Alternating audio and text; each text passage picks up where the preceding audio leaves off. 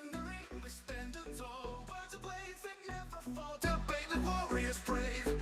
Every thought we give and save.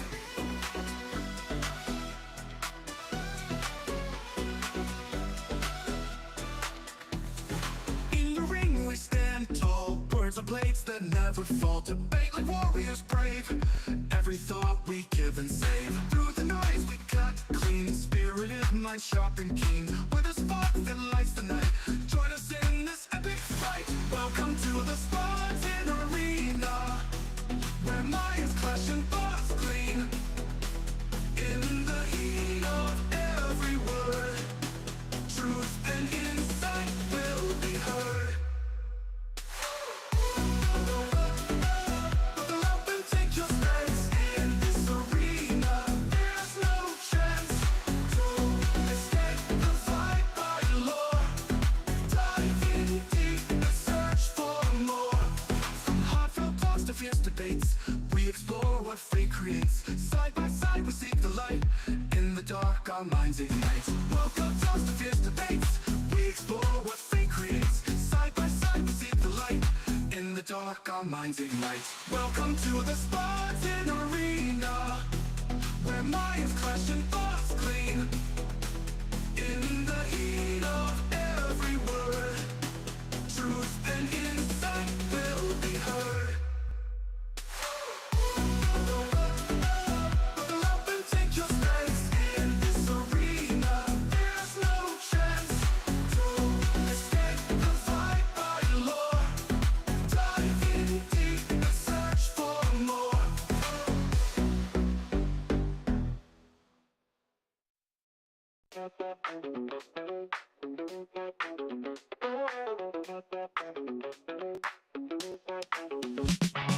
Welcome to the spot. It's time to ignite. Oh yeah.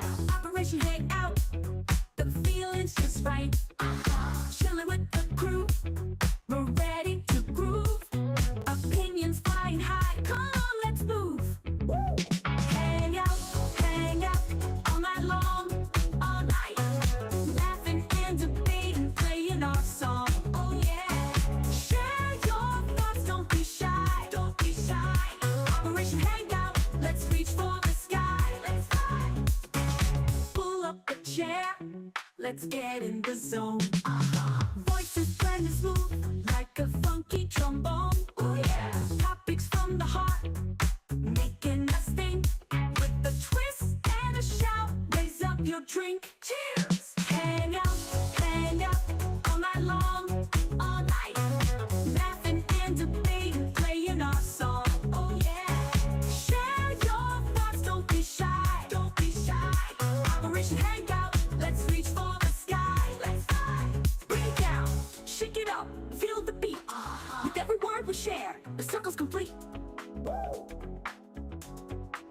Living loud, think it proud, that's what we do. Oh yeah. Join the club, come on through, we're waiting for you. Alright. Hang out all night long, all night. Laughing and debating, playing our song. Oh yeah. Share your thoughts, don't be shy. Don't be shy. Operation Hangout, let's reach for the sky. Let's fly. Hang out.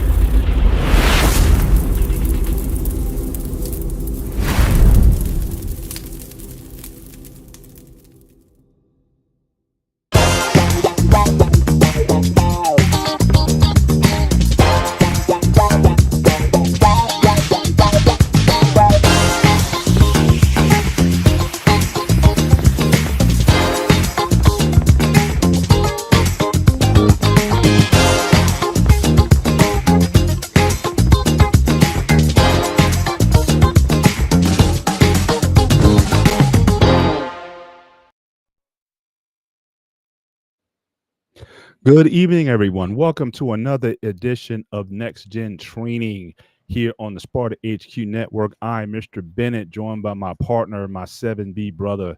As always, the coach is in the building tonight. Good evening, sir. How are you doing? What's up, brother Benny, man? How you doing? Is my mic okay? Yes, it is, sir. All Yes, right, it good, is. man. Yeah, It's make good to sure be when you here, man. come in tonight, yes, make sure when you come in tonight, make sure you hit the like button as you come in. We're very close to getting monetized here. So, make sure you share this content. Also, want to wish everybody who celebrates a happy Juneteenth. So you see, I'm rocking my Juneteenth jersey on tonight here. So certainly, certainly a prestigious day for African American ADUS people. But certainly,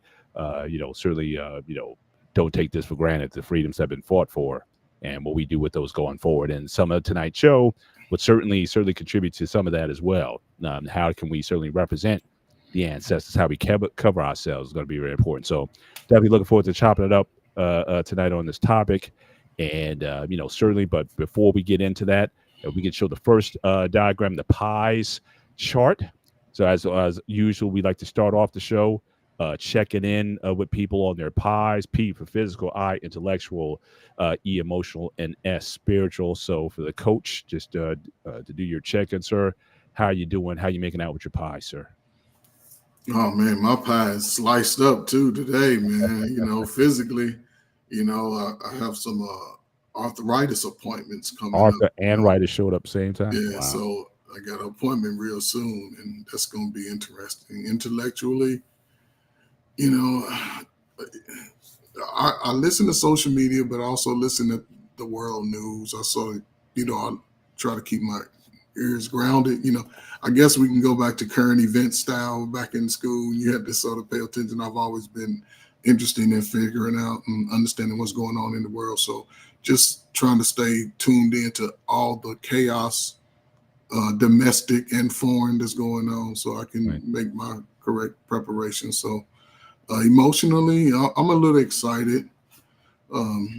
Just some things that's happened, for me and my wife, and we trying to do some things and just trying to make sure we take the appropriate steps. And it's sort of an exciting time because everything's happening at once. So I'm just into that, emotional state. Yeah. Spiritually, I'm connected again, man, to my son, man. He sent me a great Father's Day text because he's in school and stuff. It just it almost brought tears to my eyes, but it was cool though. You know what I'm saying? Coming from him and the type of perspective that he put it in, I was like, okay, I'm good. I don't need to prove nothing else to the world. You Mm, know what I'm saying? That's the moment I felt like, and I'm also connected to my wife and my pets and this space right here. I This hear you. space is, allows me to sort of just give my energy of the day. So salute, man. I'm in. Awesome, awesome. Well, things are going certainly pretty good over here. My physical is getting better. Like I said, I had a slight issue with my lat, my right lat, and I'm just working it back slowly but surely, and just making sure I'm good there. I have a physical coming up in a couple months, my annual physical, but certainly heart is pretty good. I check my rested heart rate these days. Every day I got up, it got into the upper 50s. So I woke up with a 58 rested heart rate this morning. So that's certainly a good sign right there. And yeah, man, just looking to take care of the health, continue to get strong, also work on my body a bit. So it's interesting for this may get in certainly to some of the emotional as well. My daughters hooked me up with my wife. They gave me a 10 pack. I don't know if you're into massages, but I get these deep tissues since I work out, heavy lifting and whatnot. So, I need to get my body broken down every so often. And it's been a minute since I had that done. I don't think I had a deep tissue massage, like certainly from the place I go to, since about probably you talk about November. So Okay. I've been long overdue for that kind of treatment. So they surprised me for Father's Day Mm. with a 10 pack of massages. Now the Wow. ironic thing is because they didn't check with me first. See, I'm not one. I Hmm. don't like surprises. Right, right. When I saw the Father's Day package on the site, I bought a 5 pack myself. So it was Oh like, so man. he's like, yeah. So I told him, yeah, I'm going to a massage. I booked the package. They were like, their jaws dropped. Like, we got your Man. package. Like, you should have told me. And I was kind of upset my daughter because I'm like, she's about this the one about to go to med school. And I'm telling her, look, you need to be saving all the money that you need to go to med school. Don't worry about dad. Dad is good, so you take yourself. But she and certainly my wife and other daughter, they all kind of contributed and whatnot. But yeah, so got the body worked on. We'll be getting it worked on a regular. But yeah, I just sometimes need to go in there, and they just need to. I tell them, don't hold back, break it all the way down. I'll bite on the towel if I need to, but sometimes you need to break it down in order to build it back up. And get the lactic acid worked out and all that kind of stuff. So yeah, so just get my body back, to where it needs to be. So, and again, emotional, again, certainly all good there. And certainly said my daughter is definitely, and my wife, and she cooked my favorite, one of my favorite meals. She took me maybe some oxtails. She's been preparing that oxtail since Friday. Okay. Getting the beans soaked and getting the meat marinated and all that. Slow cooker on Sunday. So that meal was on point, and I've been kind of feasting on the last couple of days because she made like a crock pot full of it, and so I've been good there. So emotionally pretty good. Intellectually, it's interesting you were talking about keeping up on the news. I'm still kind of out of a lot of things, to be honest with you. After the last year got so toxic out there, I kind of shut a lot of news off. So I kind of hear mostly what people tell me about stuff, but I'm not nearly as invested in a lot of what's going on as I used to. I'm still kind of recovering and rebounding from some of that stuff, but I know obviously I need to certainly stand for certain things. So I'm sure I'll get back into it soon. But yeah, but spiritually, it's that things are good. My soul is at peace, and I'm at peace with everybody that I know of, and so yeah, life is good on all levels there. But yeah, certainly going to get into this topic tonight about the Gent Code. Again, what does it mean to be a gentleman, especially in 2025? That you again in this YouTube space, you're having a lot of discussions on manhood and whatnot, and you see the battle between the sexes and whatnot. And but we still think, certainly me and Coach, I think agree that you should always be a gentleman. And there's a way in terms of how you conduct yourself, whether you're 10 years old or 80 years old. There's a way that you conduct yourself. And as I think I might have shared a little bit of this last week, I'm actually a little disappointed in what I'm seeing in some of the OGs in terms of how they're conducting themselves, not setting necessarily the example for a lot of the young men in terms of how to conduct themselves. I think they're getting caught up in a lot of this energy out here. And maybe this might be a reminder of what we need to be focused on, certainly as men, whether young men, older men, things that should not change despite the rhetoric that you're hearing out there. And so we want to certainly be mindful of that. So we're going to be talking about what are some of the modern gent codes. Now, again, gentleman doesn't mean what it used to. Back in the day, it would be like you would take off your jacket if there was a mud puddle, and you would take off your jacket and lay your jacket on the ground so that the maiden can kind of walk over the mud of the jacket. We're not talking about some of these old traditions and whatnot, but we're talking about things that should never change, regardless of the age or the period. And also with this, it's not only just in terms of how you treat people, but it's also how you treat yourself. It's ultimately about being you have to, it starts with yourself. Even the Bible says you should love your neighbor as you love yourself. And so how you look at and how you treat yourself certainly matters with this as well. So just starting out with the first of the gent codes that we're going to examine. And we talked about some of this last week. Again, just respect yourself and others. I think we talked about that a lot last week with the the workplace policy again, but this shouldn't be just at work. I mean, I see people who they're really good at being a chameleon, that they can be the most nicest people in certain segments, where they are, and then in others they just kind of let all that go. But I don't think your gentleman cap, your gent cat, your gent code, I don't think that's something that you turn off. So whether it be private or public, whether it be with your friends or with strangers, again, it's just about self-respect and certainly having that for other people. But then you can put a don't in front of some of these words, and I think you get the negative result. Don't respect yourself, and then therefore you don't respect other people. So again, your treatment oftentimes tells something about you, more so than it does about the people who you're with. So, Coach, what are your thoughts on the first one here? It sounds like pretty self-explanatory, but like I've been saying in the last few episodes, it's even with the older guys, we're not seeing a lot of respect out there the way we should. Yeah, for sure, man. I can go down a long road with that as far as, uh, especially like you said, the old school really not having that form of respect that's needed to me to just sort of move the needle forward. And I really don't attach a lot of energy to that because I understand, I try to understand places where it comes from.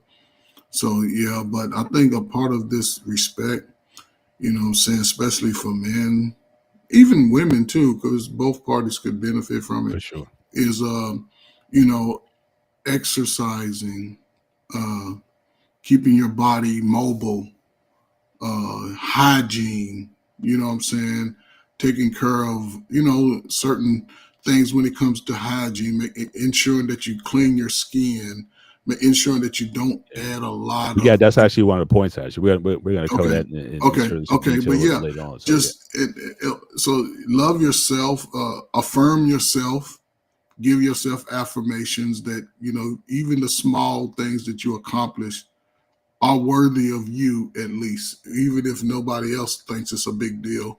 It should be a big deal to you. And as far as others, I believe in always respecting people, places, and things. Sometime when I go somewhere, just because it's that place that I'm at, I'm not gonna disrespect it. exactly. You know what I'm saying? People, I always come with respect to anybody that I meet new. All my life, I've been like that. I've been able to talk to old white ladies, old white men, people that they would deem racist. We have conversations, young kids of all races and colors. My buddy, real quick, my buddy was just in town. One of my sixth grade buddies that we met in sixth grade, right? And he has two sons, and they have 10 children between the two, and he had a nice little spot, you know what I'm saying? And we talk about that respect, you know what I'm saying, and how we used to respect each other's friends. I go over his house, his mom respectful. He come over my house, it's respectful. We go out and play with the other. It was just a form of respecting that type of space with others. And I think, it's almost a lost art to me, brother Bennett. Mhm. It's a lost art. Like Yeah. we said, we go to a job, you must be respectful of the job. But I think, these are two important, I would say, characteristics someone need to own to themselves. But I think it's underrated, very underrated. People they take it too lightly. Respect Mhm. of self and others. To Right. me, Right. Right. Well, I mean, we talked about this a few weeks ago on one of our shows about, again, how do you deal with the narcissist personality? hmm And unfortunately, I think you have the level of entitlement that people have when engaging with other people. I think certainly that's a big cause of the hmm disrespect that you may see out there, the lack of empathy for other people, not considering others or the environment. We talked about that also last week. Just your workspace or common spaces where you're at. Like I said, I always like to, if I go into a bathroom, I always like to, or the kitchen area, I always do a little cleanup in that area before I leave it. I never want to leave a place worse than when I left it. If anything, I want to elevate it. So again, just those common courtesies that people have, not leaving place. Even sometimes I even see it in a restaurant, right? I mean, even though you have these self bussing um these self bussing restaurants, right? Where you can take your tray, on the way out, you bust your tray and you put the tray back and then you leave. You got people who just leave a restaurant and don't even bust their items as they're leaving. I mean, it's just things like that entitlement that says, oh, let someone else do it or let someone else clean it up. It's like, again, have some pride to say, again, make space for the next person, or don't, or you leave a bunch of food on the counter or on the table and you don't clean it. You spill some ketchup or mustard or something on there and you just leave it there without at least something. I mean, yeah, they may come in with the wash rag and everything and wipe up the area and make it sanitized for the next person, but again, how you leave it, Why leave that a pigsty as you're leaving? So yeah, so I just think there's a lot of that that's going on. So again, this is something, I don't care the era, I don't care the times, I don't care about the generation. This, I think, will never go out of style, and you would do well. Persons would do well, certainly, if they implement this into their being. So and a lot of what we're going to be talking about again is going to stem from this very basic foundation. And really, this starts with self, understanding of self, who you are, and your place in the world. And again, if you don't get a handle on that, then a lot of these other points that we're going to be talking about tonight are going to be a lot harder to implement into your life. But never get away with this idea of respect. The next one. Now, this Trey, coach, this may get us booted out of the manosphere for this point right here. So again, love and appreciate women. Now, we've been in this space for 5 years, and all I'm hearing is, one, there are no women left. It's just she's out there, but no women. All the real women are gone. All the real women are out of the country. America is doomed. All this gloom and doom. But if I had sons, I will always, always, always teach them to have a respect and appreciation for women, first and foremost, starting with their mother, and certainly for the woman they're not even related to. I mean, the way we grew up, that was something that was unquestionable. So, but again, this is something that may not be popular with the spaces out there. But again, your thoughts on this one, sir? Like I said, they may take away our manosphere cards. There might be some spaces that we may not be able to go anymore after posting this one right here. But what's your thoughts on this one, man? Love and appreciate women. The words I use them. I would say these words in reference to this, right? Having respect for womanhood. I would use that, right? Yes, I love women. I ain't gonna lie. I'm partial to the sisters. I always have been. I always will be. All my aunties was pretty.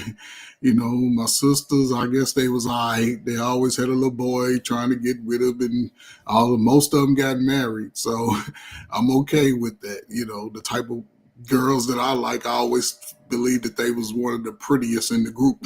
So, but I've never had to disrespect. One thing I never did growing up is really curse at women I dated. Nah, it was not allowed. I mean, with us, you couldn't do that. You didn't. People, children, in the presence of women, those are just things that just weren't done. Yeah, but I also felt funny. I felt weird when I heard guys do that. I just always felt like, oh man, what if it was my sister? How would I? I'm trying to, I'm gonna protect, but I never really believed that I need to have energy like that. If I have to be disrespectful to where I'm yelling and cursing and, not appreciating, women for what they do for me. I've never, I always believed that any dating situation I was in, it was on my time though. I believe it was on my time. And if it wasn't going to be something that I saw wasn't going to be long term, I wasn't trying to drag it out and just now she can view it how she wanted. If I like, this ain't gonna work, or just like, okay, she ain't calling me, then I ain't calling her. So she ghosts me, I ghost her. So it is what it is. But I've always wanted to ensure that any woman that I was dating, courting, whatever, that she was protected. You know what I'm saying? If we were together, I was gonna, be my superhero in that moment. But conversations it was like, okay, this is who I am. This is what I like to do and don't do, what I don't put up with. And a lot of women rock with it. The ones that wanted to continue to do what they did, they moved away. They didn't spend time around me. So I wasn't going to be all mad and angry. And I'm saying, if I saw her with another dude, I'm only going, oh man, you doing it. I just saw then that that's not a woman that I even have to give the type of love I can give and appreciate. I just dismiss it. So I've uh, I love and appreciate my wife, my mom. You know, I've always loved and appreciated my family. You know, I got 5 sisters. You know, even though they ratchet, you know, they some yeah, but You said they're ratchet. they all got married except one. See what I'm saying? One of my sisters been married since she was fucking 19, 20 years old. Mm, My 2 older sisters, they've been married since they was kids. Then I got younger sisters, they ended up getting married and stuff, you know, later age in their 40s. But so I know it can work, you know what I'm saying? But I don't know, Brother Bennett, man. I respect womanhood. yeah, And that's what I think. If yeah, women for real. both, And if yeah, really quick, if both can respect that, then you're going to see the love and appreciation of a woman, and you're going to be able to do those things to and for a woman. yeah, So, yeah, and again, we're talking about two separate things. When it talks about who you mate with, I mean, I think certainly for men, I think we need to be very selective in terms of the women we choose to partner up with and bring yes, into our lives. We're just talking about just a general respect for women, period. Just how you look at the female. And yes, again, in this age where you hear the Tates of the world and just a lot of these guys on their just how they even view women is almost as if it's utility, more so than anything else. Yeah, shout out to Boss Man tonight. Yeah, what does it take for men to love and appreciate women? Is there a requirement for women to receive it from men? I think there's levels to this. I'm talking about at minimum, as human beings, is there a level of respect? But in the last few years, has the dialogue between men and women, has it been so toxic as of late that there's no respect from the rip just when you see them, and sometimes it comes from us. I mean, it's and again, this isn't also about one thing with what we're trying to share tonight. A lot of people these days, they're always looking for reciprocity. That's a big word that I've been hearing as of late. Well, you do it to me and I'll do it to you. But again, if you're a gentleman, again, you extend grace and you extend respect to people from the rip. A lot of people are saying these days, "Oh, well, you gotta show me first before I can respect you," or whatever. It is what you offer. Now, again, respect can be lost. So if you treat a woman with respect and then she disrespects you, no one's saying that you have to certainly now. Again, you don't have to repay evil for evil, but you don't have to be around that person either. So again, respect can certainly be lost when a person shows themselves to be who they are. Then you just act accordingly. But I'm just saying really, uh, I'm just saying really that just the mindset when you meet a woman. What is your view, regardless of how they treat you? Now, look, I've been, I don't know, you've had muscles since you were like 8 years old, Coach. So this might not apply to you, but you know how the woman they'll kind of look you up and down for a minute, and then they'll just kind of like suck their teeth and just kind of keep it moving, whatever. So I've certainly been certainly a victim of that, or what have you, and they look at you a certain ways or whatever. But I've never repaid that. My thing is, I have to keep a high standard for myself and how I want to conduct myself and how I want men to see how I interact with women. But the ratchet ones, as you said earlier, I don't have to communicate with. I don't have to deal with. But certainly, I'm not going to disrespect at the same time. So again, having appreciation, as you said, I like what you used, and I could have certainly put that in the slide as well. Womanhood, the female species, is really what we're driving at here. So again, as a young man, again, how you dress women, how you talk to women. Again, I don't come with that harsh tone or whatever. Oftentimes I'll modulate my voice a lot of times in terms of how I talk to them, not trying to repay that masculine energy certainly with them like that. So again, it's just those little things. Whether she's in high school or college or beyond, or an older woman, just have at a minimum floor. I think every man, I think, should be able to exercise when interfacing with women. The next slide, again, stay groomed. You were making this point earlier. Again, just getting to respect. Stay groomed, fresh, and clean. Again, how you look at yourself. Now, again, I'm not talking about you got to be like Kevin Samuels, rest in peace, and wear a $500 cologne and get all these exorbitant fragrances and whatnot. Yeah, I mean, if someone wants to come up and join the combo, certainly either certainly they're free to come up, but certainly certainly again, a basic model of grooming, of hygiene. You should learn that early. And that is something that you should not get away from. Daily bathing, sometimes multiple times a day, depending on what you do, is a must. You never want to be in a situation where people smell you before they see you, and for the wrong reasons. Now, again, you can overdo it. That cologne that you can smell from 10 feet away, that's not good either. But you should always be presentable in any environment that you're in. I don't care if you go into the gym, or if you're going into a corporate setting or to a wedding or whatever it is. You should always dress and keep yourself at a certain level, at least at the general accepted level and above. But these are things that, certainly a lot of folks need to learn early on. But these days, I know guys 30, 40 years old, they don't own a suit. Just don't own one. So again, if you want to continue your point, Coach, on the grooming aspect of this as well, when it comes to hygiene and self-care, you can go ahead with that. Yeah, man, it ties into men's health. I used to talk with students about hygiene a lot, right?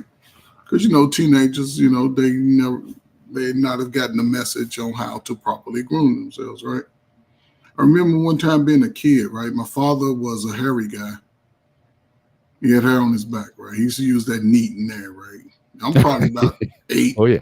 What I'm saying? 8, 9 years old, right? But they parents didn't coddle you and wouldn't say stuff you couldn't do, right? Because he's like, okay, I'll never forget. He laid some towels on the floor.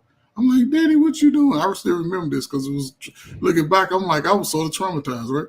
So he had some meat. And, he's like, get that over there for me. Kid, I'm like, I want to smell it, right? I'm like, ooh, it stink.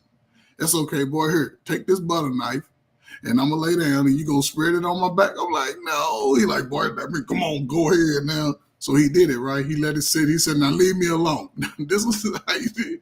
So about 30, 40 minutes later, he called me back. He said, okay, now take the same knife with that towel. I want you to just go ahead and wipe it down my back. I'm like, huh? He said, just wipe it. And when I started wiping it, it came off, right? It came off, yeah.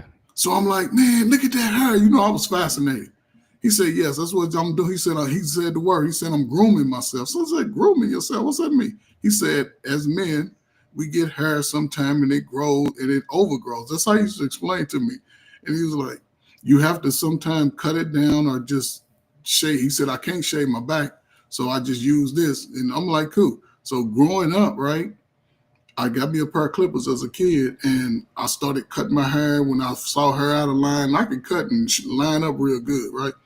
But then even part of the nose hairs, I hate the nose hairs, man. Mm-hmm. I have some of those round edge shears, a little short. Yeah. You can get up in there. Even I use Q-tips sometimes. I taught young guys in taking a bath. Sometimes, we quick to a shower, and a shower may be good, but at the end of the week, and this is a practice we used to do, they used to have to take a bath on Saturday mornings. You get up, you just sit in the tub, make it as hot as you can stand it. You sit in the tub for about 30, 40 minutes. You take some alcohol. I always ask them, it don't matter what type of alcohol, you just pour half it in the I said, I used to tell, don't use it all, but if you got some, you can pour it in there and just sit in the tub and relax your muscles. It allows your muscles to relax and warm up. It allows that dirt in your skin to sort of break down in a sense, and then you could take a bath. They were like, ooh, the water's dirty. Okay, good. It doesn't matter. Still wash in that water, then stand up and take a quick shower. Yeah. I say you'll go to sleep as soon as you lay down somewhere. The next week when we came back to the meeting, to our little group, it was 14 kids in the group. 12 of them said they fell asleep and slept the rest of the day, pretty much. And they felt refreshed the next day. So part of that, yes, grooming, cutting the excess hair, shaving yourself with proper equipment. It's just a whole different thing. I love cologne. I probably have 75 colognes. I've always liked, 75? yeah, I've always liked cologne since I was a kid, Wow. man. Since I was a kid, I used to be able to do a lot by myself, and I used to Ray, watch my you father. do know they do expire eventually. Well, I haven't had any It takes expire about yet. 2 years to start expiring. Grooming. I haven't had any expire yet, to be honest. I They're haven't. probably expired. You haven't realized it. Okay. They still smell good. And again, I would say test it because colognes go by body chemistry. If your body chemistry is off, you may smell one way in the bottle, but when you put it with your skin and your hormones get to changing, it'll mess it up. The oil on your body is different than mine versus yours and Paul's. So when the cologne hits the oil of your skin, it will change the compensation of the smell. Does that make sense? Yes. That's what I said. The compensation and the smell, just to keep it on layman's terms, it won't be the same. But again, it comes with age, and as you grow, you should think about getting more attire. Because I worked in a professional setting every day. Every day I wore ties, cufflinks, shirts. I like the vest so much. The vest sets, the dress vest sets more than a jacket, because when I'm working with young people, I don't have time to be in my tight jacket. I got to be able to grab and move. So, but when I come every day, because I also wanted to set an expectation for those that were watching me, for the teachers, for the students, for the staff, for anybody came to visit my office. Well, I had classrooms, but the classroom was an office. And if they came to me, then I wanted them to see that I was going to be professional, well-groomed, and be able to articulate and process whatever the business was. So I've always taken pride in that, man. I love standing up. I love looking at myself in the mirror to say, okay, I'm ready for the job. You know what I'm saying? So it's just all part of it, man. So groom yourself, fellas. It's health too, mental health. Yeah. There are a bunch of people under my command, and I have sent people home for not showering. I had this one kid who has not showered. But the day we came his uniforms, he has not cleaned his uniform once. And I had sent him home every single time. Like, dude, you stink. I literally said that to me. You stink, bro. Yeah, but that's even flawed, because I think grooming takes it to like another level, right? I mean, hygiene. I don't even feel comfortable putting hygiene on this list. Also, I didn't put it here because you would think that's at like bare minimum. You should know how to wash yourself, how to wash your privates, how to do certain things. But apparently, I don't know if people learn that lesson or not. But when we talk about grooming, again, your self-care, as Coach was talking about, how you treat your body, the clothes. Now, again, for us back in the day, everything, even if you had your sneakers had to be clean. We used to use the toothbrush and the Comet cleanser, and then we put a little polish on there to make sure that the kicks were right. They go with the jeans. They went with that stuff mattered. And now it's just guys just don't seem to care unless they're spending thousands of dollars. But you could, back in the day, you can look like you were something wearing Wranglers and Lee jeans and those other brands of jeans. You didn't have to buy a $400 pair of Guess jeans or some other premium brand. You could look fly and fresh, and that certainly certainly gave you that little extra swag if you were trying to kick it with the ladies or whatever. They could see that you cared about yourself. But I think now people just don't care how they present to other people, how they go to interviews. I mean, I can't tell you the amount of interviews that I've seen that don't bother to dress professionally when coming for a job interview, a professional job interview. I'm not saying going down to McDonald's or some fast food place or what have you, but I mean, look presentable, that look, you're going to be a representative of our company. And so just a lot of these lessons are just not being either passed down, or guys just don't think because they see, I guess, people in the entertainment space or whatnot, or in the social media space be successful apparently with that. So why have to be a suit to make money? But I just think those are things that I would put it this way. I would rather you have it. And if you choose not to use it, then that's fine. But for you not to at least be schooled in these practices, I think is unforgivable. Certainly for older men, or even the ladies, if you're raising these men, if you're not passing that on, I think you're doing men a disservice when you don't institute this with these gentlemen. It might be a harsh take, but I don't know what you guys feel about that. But I just think that's just, at minimum, men should know these things. What you do with it is up to you. But at least to say that you never knew that, you never knew how, you don't know how to put a tie on, you don't know how to, shave. I just think those are things that I think at minimum young men should know, or sometimes even older ones. Maybe I'm unique because the way I was raised, like the first thing I'm like, for small as I can remember, my mom's favorite cologne always put me on every morning was Eternity by Kevin Klein, Eternity for Men. All right, every day. It's still in my collection to this day. I wear it once in a while still. It's the way you dress, how to be nice and everything, nice shoes, nice everything. It doesn't matter whether it's a $20 pair of shoes or $150,000 shoe. You took care of your shit. But you like wanted to beat up shoes you're gonna use for one around the house, workarounds, whatever. But maybe I'm unique at my age that I took care of myself. I took pride what I looked like. It doesn't matter you're going to the gym, to work, or whatever. Like you would never call me dead wearing the same uniform more than one time, because I have to be presentable when I walk out of my kitchen or when I do anything. And that's why when people say, "Oh, your beard looked like it's a mess," it's not actually. It's very put together pretty well, because I know beards. That's what I originally started this whole channel off. If you guys remember, and the hair and everything. If you take the right steps to trim when you need to, like another beer guy, Dan Beard always said it, takeaway equals more sometimes. You take a trim, it looks bigger than it's supposed to be sometimes, except all wild away. Even with haircuts, you take a little bit away, you grow more, because it's killing the dead stuff, if that makes sense. And like smelling good, all that stuff. To me, I cannot go without a day without showering. That's how I am. If I shower in the morning, at least in the morning or night, or one or the other. I usually want to do it at night, personal preference, whatever. But I cannot go through my day without showering. Yeah. I know people don't shower days. I'm sorry, Trey. Go ahead. I apologize. No, especially if you're out in the world, man. And every day you come in, man, you should get out of them work clothes and try to get. I would say in your profession, I would say twice a day. Well, one, I need a shower to just wake me up in the morning. That's me. That just hits me that's right. Me. And that's then me. if I know, because I worked in McDonald's for 4 years.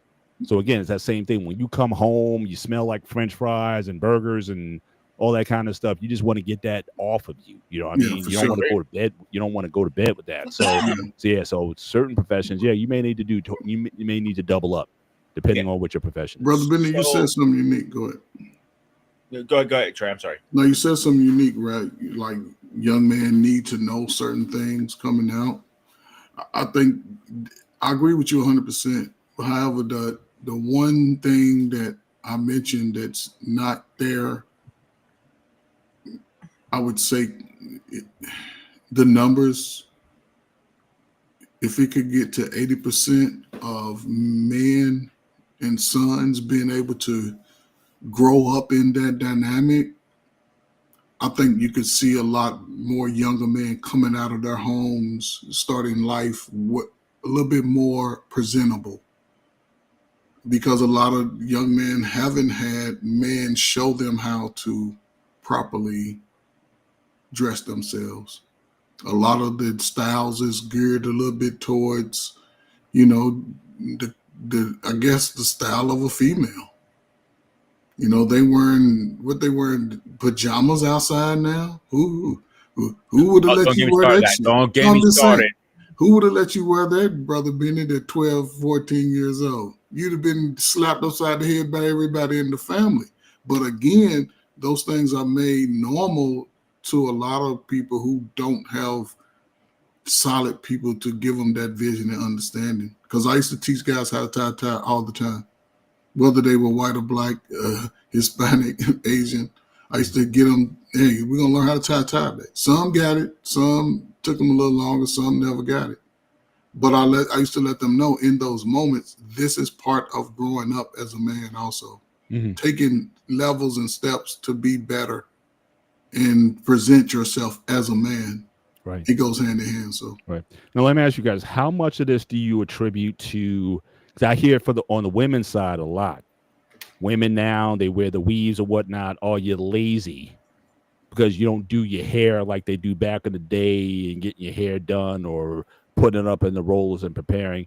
How much of this is just pure laziness on that? So I know we talk about men aren't present, this, that, and the third or whatever, but how much of that would you attribute just people are just lazy and don't want to put that extra time in? They'd rather do something else rather than pay attention to all that grooming standard. Because like I said, I'm seeing older guys dressing younger. Now, again, I'm not saying that our ages you have to dress like the unk look. I'm not endorsing the unk look. I said when we went to that concert with the Whispers, we saw a lot of the unk look out there, and I'm not saying you got to go there, but I see a lot of guys still trying to 50, 60 years old is still trying to dress like a 20 something. And so I don't know what you guys feel about that.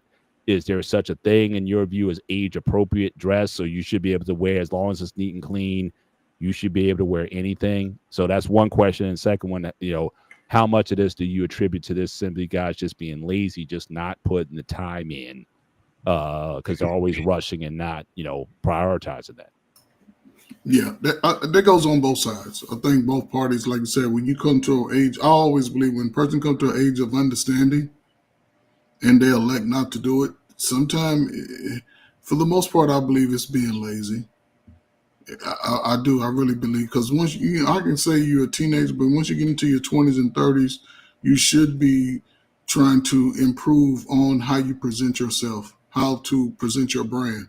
The word that they use today, your brand. And I've always believed that how I present myself when I sign up for the particular position was really important to me. If I go for a job interview, I'm typically going to wear something that's going to represent how I would come to work. And it would take them to say, hey, you don't have to dress like this every day, right? Yep. Okay, cool. But if That's I'm what around, I'm saying. I would rather you, like I said, be prepared. You can always tone it down. But if you've never built it up, it's just going to be that much harder for you. But yeah, I always say, like, have the tools. It's like a like the craftsman with the belt. You got all the tools on you. Just make sure you have the tool for the right job. But certain tools you may not need, fine. But at least you have a knowledge of them. Yeah, for sure, man. Yep. Pete, called learning. what's your it's a combination here I have. Okay, so part of it is fucking laziness, 100%. The other half, I blame COVID, because during, right before COVID, people were getting so fucking lazy. But when they're locked into their houses, men started growing their hair out. And there's nothing wrong with that, having long hair. Because if you guys, when you first met me, remember I had my locks back then. I had but I was doing it to donate it. So it is a little different. But most men who grow hair don't know how to take care of their hair. They just wash it once ever so often, or don't wash it at all, or wash it every day. It's work behind it. Longer the hair, more work it is.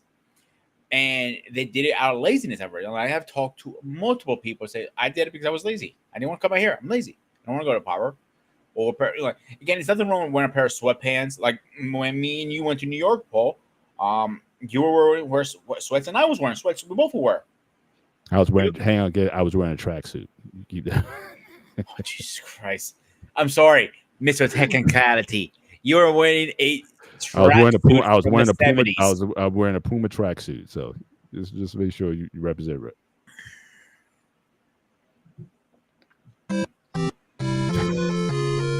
I'm being nice tonight. I'm not giving you the other button. There you go. So we were both wearing some kind of like athletic pants. Is that better? I was wearing sweatpants. You were wearing a jumpsuit from the 70s. You were still present. Let me finish my statement. I will hit the other button. But we were both presentable. That's my point of trying to get to. It wasn't like the whole pajama thing. I don't understand that. Excuse me. It annoys the shit out of me. I'm not gonna lie to you guys. It annoys the living fucking shit out of me. I'm not saying a woman should always wear her makeup every time she leaves the house. I'm not saying that. Or a man needs to get gelled up with hair. And I hate gel. I don't put gel in my hair. It destroys my hair. Every time I put it on, for 4 or 5 days, it reacts weird to my hair. So I don't put product in my hair. This is what I do. Done.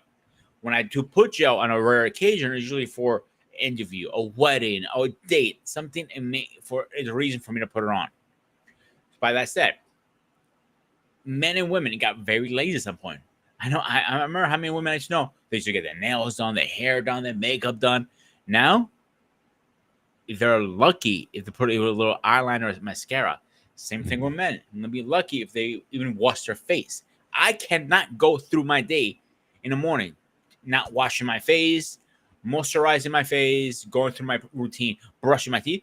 Bro, I know people don't brush their teeth in the morning. Yeah. That's some fucking nasty ass breath. You better stay the fuck away from me. You drinking coffee and nasty breath? You can kill somebody. Good thing the morgue is like literally down the hole from my kitchen. Yeah.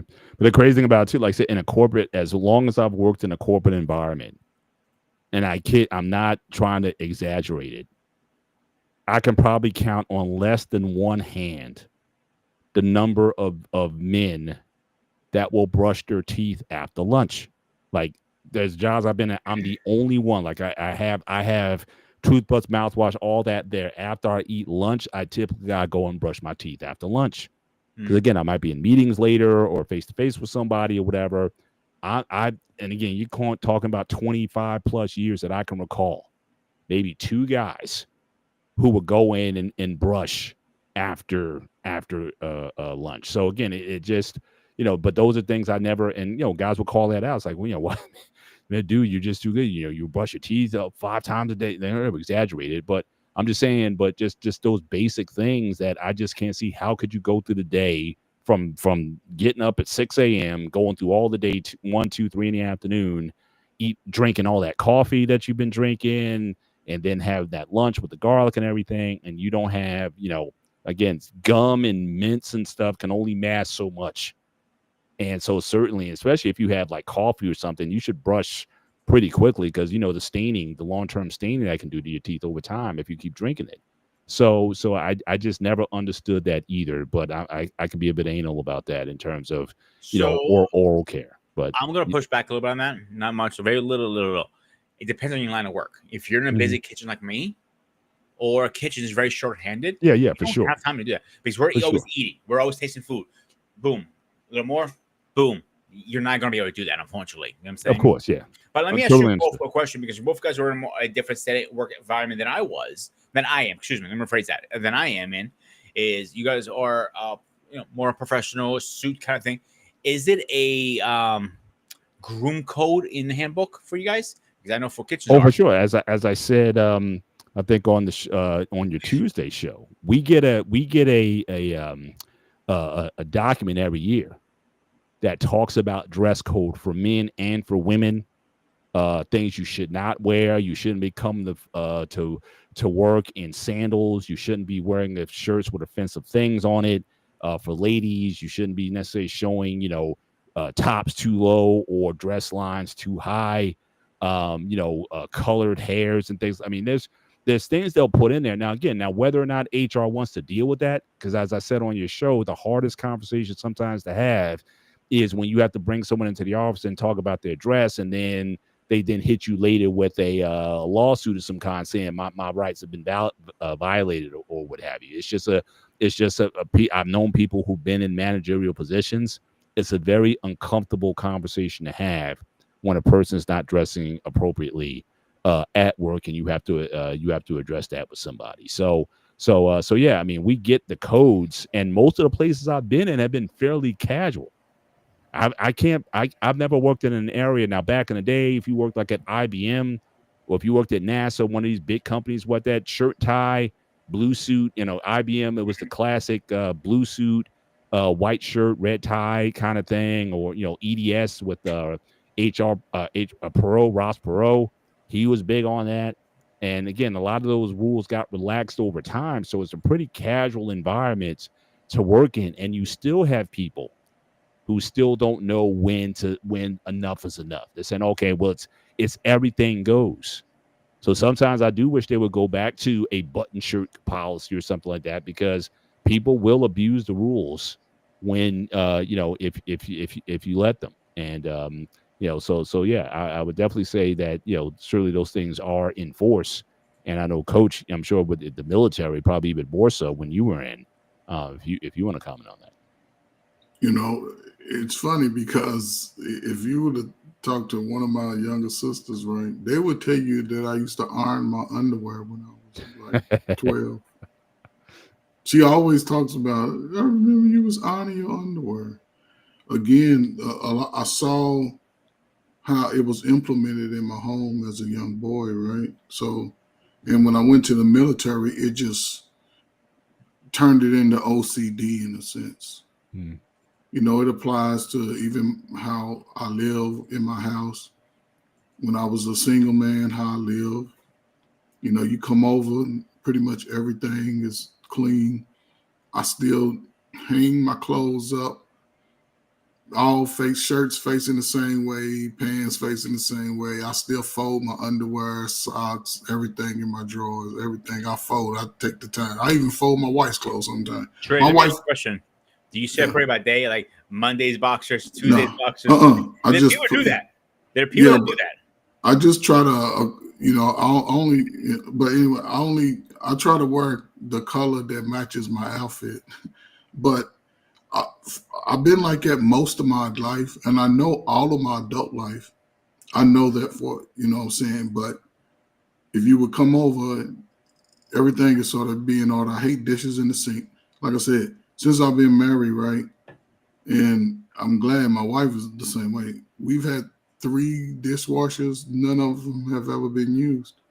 We all, what I'm saying? But I equate that to part of my grooming, part of my hygiene, staying fresh, staying clean. I have dogs. There's no dog smell in my house.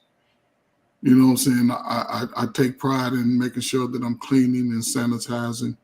I keep a lot of bleach around the house. But yeah, when it comes to me, I want to present well. I want to come to the whatever occasion, like a chameleon.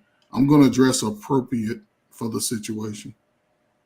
And I've always taken pride in that, and I don't knock anybody from their dress code, but I just don't align with those type of energies. If I understand, if we go into a place where it's going to be shirt and tie, cool.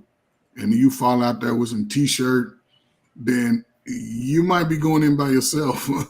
I ain't gonna be kicking it with you too much I'm gonna be over mingling with the people who are also dressed for the occasion, but it is what it is. Everybody does what they do. I can't judge them, but at the same time, Yeah. And again, the last point I just want to make on this, I think I just want to reiterate again, this doesn't mean you have to spend. I'm not a fan where you have to spend a lot of money on these things. Not at all. You don't have to get the designer jeans or the designer suits. You can go to, I don't know if they got K&Gs where you're at, where you're at K&G. You can get yourself, especially weekend sale, buy one, get one 50% off. Suits like $150, make you look like, $500 to $600 suit. So I'm saying you can go there. Like I said, colognes. Like I said, you don't have to buy a $400 bottle of cologne. If you got the cash to do that, then fine.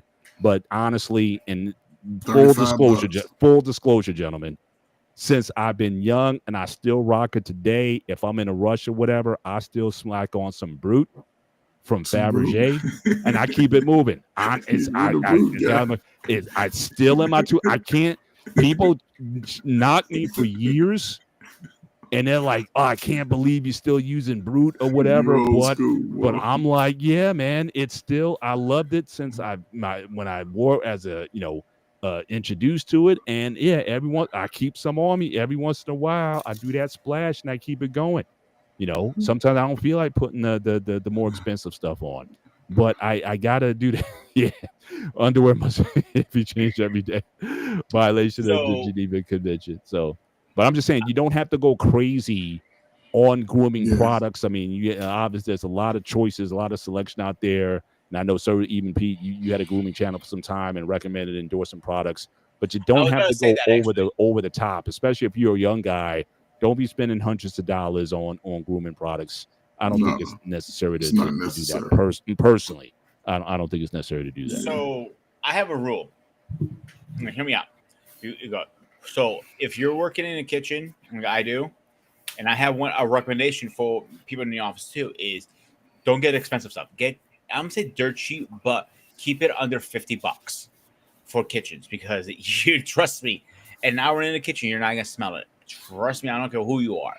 And I get people who are wearing like Gucci or Ferragamo and so on colognes in the kitchen. You're an idiot because it's pointless if you're doing your job correctly.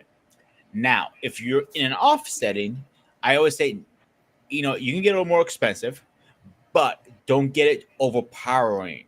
Don't start taking a shower in it all over the place.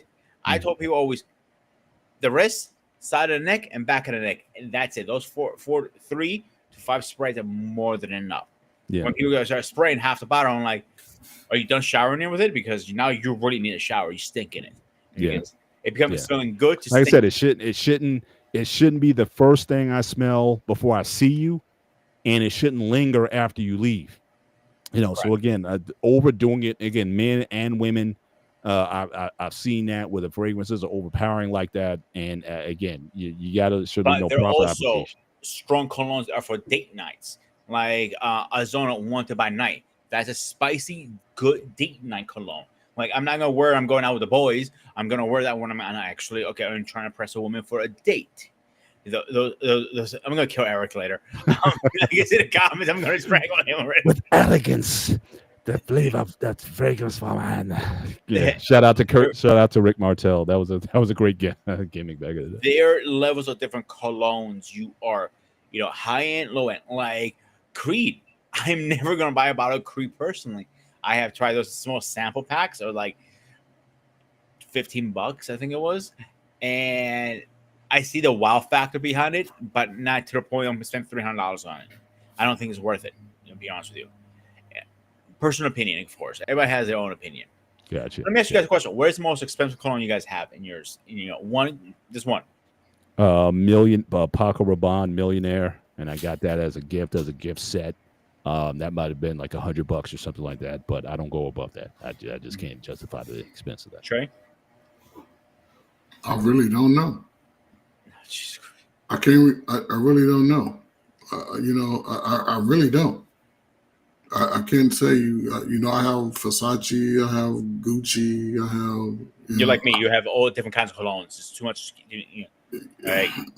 Yeah, and like I said, I've purchased so many over the years. But yeah, I mean, grooming is important. Hygiene is important. Sometimes just a good soap would allow your body to smell refreshed all day. So, Well, I'll give you guys a recommendation, and you might say, like, I'm not stepping foot in there, but you're going to change your mind in a minute. Bath and Body Works actually has a great selection for men. Great selection. Yeah, they do. I've been there recently, so I know they definitely. I use their body cream. Expanded for men. Yeah, I use their body cream. I use this body spray. I even use their cologne sometimes too. It's not expensive, but for what I need for work, it works for me. Yeah, I mean, now see, that would be good choices for young guys who haven't really, what I'm saying, something inexpensive. They may have a good smell to it. But again, you got to be careful when you're choosing colognes. Just because it's a big name doesn't mean it's always going to match with your body chemistry. Exactly. So you have to be aware of that, and don't And then even with the soaps, be careful you're not getting stuff that's drying your skin out. Yeah. Also, you got to make sure that that's good. Now, again, a nice exfoliator, one that's got some exfoliation and whatnot. But again, something that's going to overly dry your skin, you got to be careful. I know we spent a lot of time on the grooming end, so we My got bad. That's my fault. we got a few more points to kind of get through. But I figured I apologize. That's my fault. This is my favorite subject. Yeah. But we're gonna get into let's get into the next one here. And again, always good. Use good manners. So again, opening up the doors for people. Again, men and women. I mean, it's you go in a door. I hold the door open for anyone.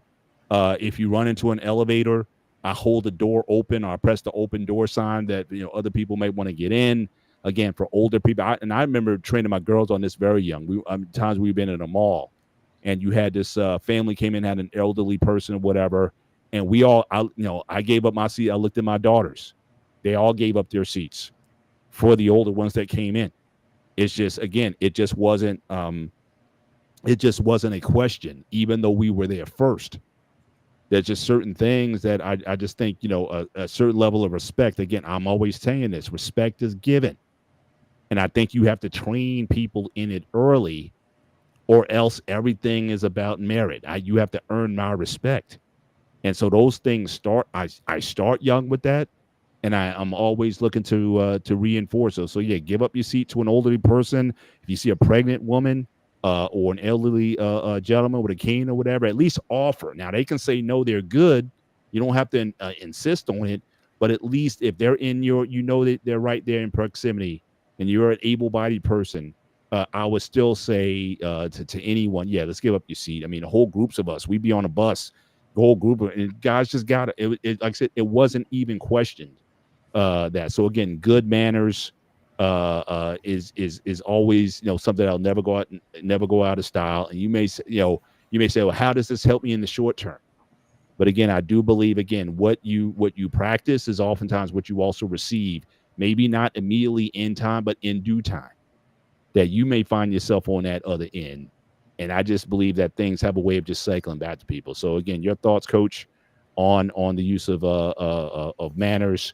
And just those type of practices, opening doors and just respecting people like that. To me, it all boils down to respect still. But what's your thoughts on that? Yeah, I've always tried to be cautious of when I first meet somebody or just going into spaces, and there are people there. I try to always speak.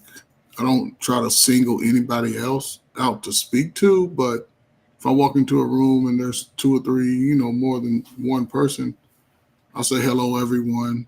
I speak into a group fashion. Even if it's one person, I do say hello. I speak to people, in close proximity, walking. Do I always get a response? No, but I don't worry about that. I hold doors open to.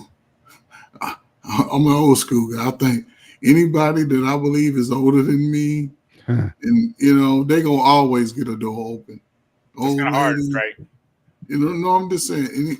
I'm gonna always do that, even with young people. I'm not gonna say, oh, I'll just, if I can hold the door, I'm just gonna shut it. No, you know what I'm saying. I'm always do that. But older people, they're always gonna get that. Let me hold the door. Let me hold the elevator. You know what I'm saying? I may give up my seat, but I'm gonna make sure that the younger people give up their seat first. That's how I move. You know what I'm saying? I've always go ahead and give up your seat. But now if I'm the only one if I see something, I'm not gonna listen. Let nobody just stand up. I'll get up. I don't mind getting up. Sometimes my jobs, I was sitting around all day, so I wouldn't mind. I used to be on the train a lot up in Chicago. I used to take the train to work, and I would give up my seat if it was overcrowded. But sometimes anybody young, and I'd be like, man, you just go stand up. But yeah, I don't like my manners it's like secondary to me breathing. I try to be nice to people that wait on me and people that service me. You know what I'm saying? Restaurants, I'll be nice to the waiter. The the bus boy. I used to be a bus boy, one of my first jobs. So I've always appreciated I guess the lower tier worker. I've always appreciated. So I don't equate me being polite to you based off what your status is, how much money you have. It's just something that I've always been loved to. Even some of my students, yes, ma'am, no, ma'am, yes, sir, no, sir. They're like, I'm not a sir, oh, man. Well, you are to me because I wanted that same type of respect. Last thing, YouTube is a little different. We all here done been through the storm and we fought it. So sometimes it might be like, oh, okay, whatever. But for the most part, if anybody that I see that I'm in close proximity to be of anything polite or assist, I'm going to do it. I'm going to do it. So For sure. Yeah. Pete, any comments on that before we go to the next point? So it was it opening the door for anybody. I think is like I remember I opened the door for a woman one time. Just be nice, and she was shocked like, "Oh my god, no, it does that anymore." I'm like, that's the problem. I think we forget our manners sometimes, or things have gotten so involved, like men don't feel like they have to open the door, or she's pregnant, let have my seat, or she's old, let me help her with the bags in the house, or something like that. So we need to get back to that, I think, where you have lost ourselves from that long time. Yeah. Again, start with that, raise your kids with that, and never get off of that. I think that's something that we definitely need to get back to, and I certainly employ anyone to start putting that into practice. Again, you'll never go wrong with that. The next one, again, listen. Don't just wait to talk. Again, certainly part of effective communication is listening, and certainly a lot of times is again trying to get your point across without giving. To me, it's almost a tell. For people who constantly cut you off in conversation, to me, it's a tell that they're very insecure in terms of who they are, because they won't give you the time to make your point. You can always go back, you can write points down, you can kind of recircle and visit stuff. But the constant cutting off during a debate, I hate it when it happens in debates. I almost can tell who won the debate based on the number of times someone's gotten cut off. And I can't stand it when moderators allow that to go on without correcting or reprimanding the people who are constantly doing the interrupting. It's a very disrespectful act. And so it's definitely, try to understand where someone else is coming from. Is certainly something that, again, a person who is self-secure in themselves, you don't mind waiting for a person to finish their point before you can make yours. So, Coach, what's your views on this one? Listen, don't just wait. Yeah, man. Again, man, YouTube is challenges this, right? Because when you're on panels, sometimes you get so many different points, and a lot of times, we jump from one point to another just to make sure we get our point across, and then sometimes you want to jump in. And then you're like, oh, man, okay, let them finish. Then they hit another point. You're like, oh, because, our thoughts come and go sometime when we engage it, right? But this is true. I think, again, this is one of those underrated qualities that get overlooked and is not taught at an early age. Because I learned this working with young people, right? I come in with the solution, right? We got the solution, but then they never had nobody to listen to them.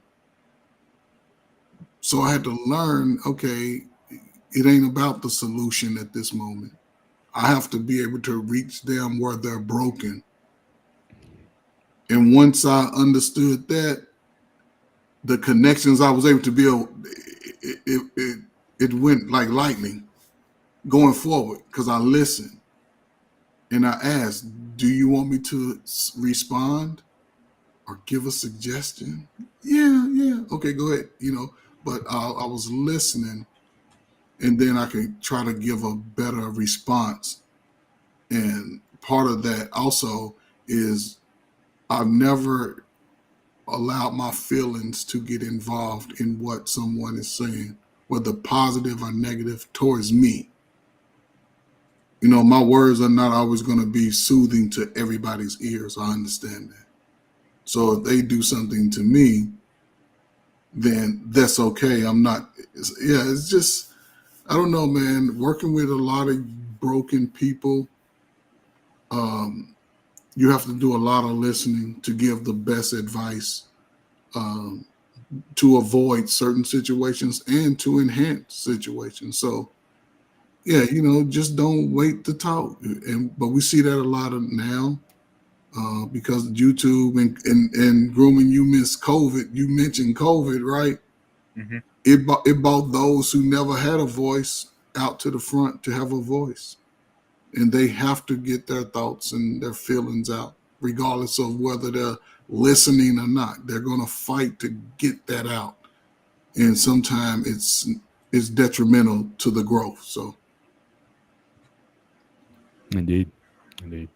Yeah, and for Eric, he made the point earlier. I mean, the sad part again, from the highest positions in the country, you can't see this model of respect. So again, I think older people have certainly failed the younger when it comes to discourse, when it comes to how to have a conversation. It's just really been spoiled. So again, who's going to give us out of this one? I have no idea. But if the old ones, if our politicians aren't going to have that kind of decorum, I can't see. We can give the message, but we're it seems like we're going against the tide of people who've just lost all kinds of respect for how processes and how orderly conduct should go. So, P, I don't know if you had something to say on that before we close out. I really have nothing else to add. You guys filled every point you needed to. Awesome. Next one: be confident, not arrogant. So again, shout out again. Eric mentioned arrogance. Rick Martel, not his cologne scent arrogance, but certainly again, there's a line here, And again, sometimes being arrogant, oftentimes is coming from an overinflated sense of self, and a lot of that is oftentimes coming from a low sense of self. The fact that people feel the need to project. But again, if you're comfortable with who you are and you just express that, then again, that is enough. And if not everyone's going to like that but again, you don't have to be around those people. As we said earlier, being a gentleman or having respect for women, again, they may disrespect you, but you don't have to necessarily stay around them. But you can certainly still be confident in terms of who you are, especially if all these other things you've worked on, being a gentleman, having good manners, your grooming and whatnot is, that should be just a natural part of who you are. And it shouldn't come off any other way. For those who might be intimidated by that, then they may have to look at it. But again, arrogance is another level. So again, Coach, how would you define this distinguish between confidence and arrogance? So what have you been taught on the difference between the two? Yeah, I equate life and sports similar to me, right? I never believed that I couldn't accomplish something, especially, as I got, it's like in the moment when I was like trying to, I guess, position myself, socially and economically, I never really talked about it. I just, I would talk to myself like, okay, you got to do this, do what you have to do, take care of it. You don't got time to be worrying about other people and what they're doing and things like that. Just like when I got out of the military, I had a choice to either go work or go back to school. I was said, okay, I'm going to go back to school because I already got some college. So let me go finish up my degree. And then I came home and I started school, but then I knew I had to get away from home to finish school. Too many distractions, right? So I transferred and went down to Mississippi State, and that's where I graduated from. So I was confident in my ability to put in the work and make decisions to better, to ensure that I wasn't putting myself at risk, and I never really was arrogant about what I was doing. When I would come home around the friends, I never talked about, oh yeah, I'm ready to be this college graduate. I never came Mhm. at anything like, oh, I'm smarter than you. I've always wanted to teach, you know what I'm saying? But when I'm around guys, especially now, I guess as far as arrogant, if people don't know you, they could consider your confidence as arrogance. I've had people I work with say that, man, I thought you was arrogant, but they were judging me off something that they may have heard from somebody else, but they saw how my confidence in working with those who needed the help showed. And that's when they would come and tell me, like, man, you pretty cool. Everybody likes you. You're not this, because I'm confident in what I'm doing. I used to be very confident. I'll say this and I said, I used to say it today. There's not nobody on YouTube that if we were given a group of young men and young women and say, go and do and create, I don't think there's nobody better than me. This you can call it arrogance, but then I can look at, okay, I know what the process takes, and I would allow that to build on that, because it ain't just about me, it's about them, the ones that need the help. So yes, me saying it to you, it may seem like arrogance, but I'm always ready for a hand-to-hand combat per se, to where if we had to perform what we say, because I know what I'm good at, then let's do it. Right. Give us 90 days apiece.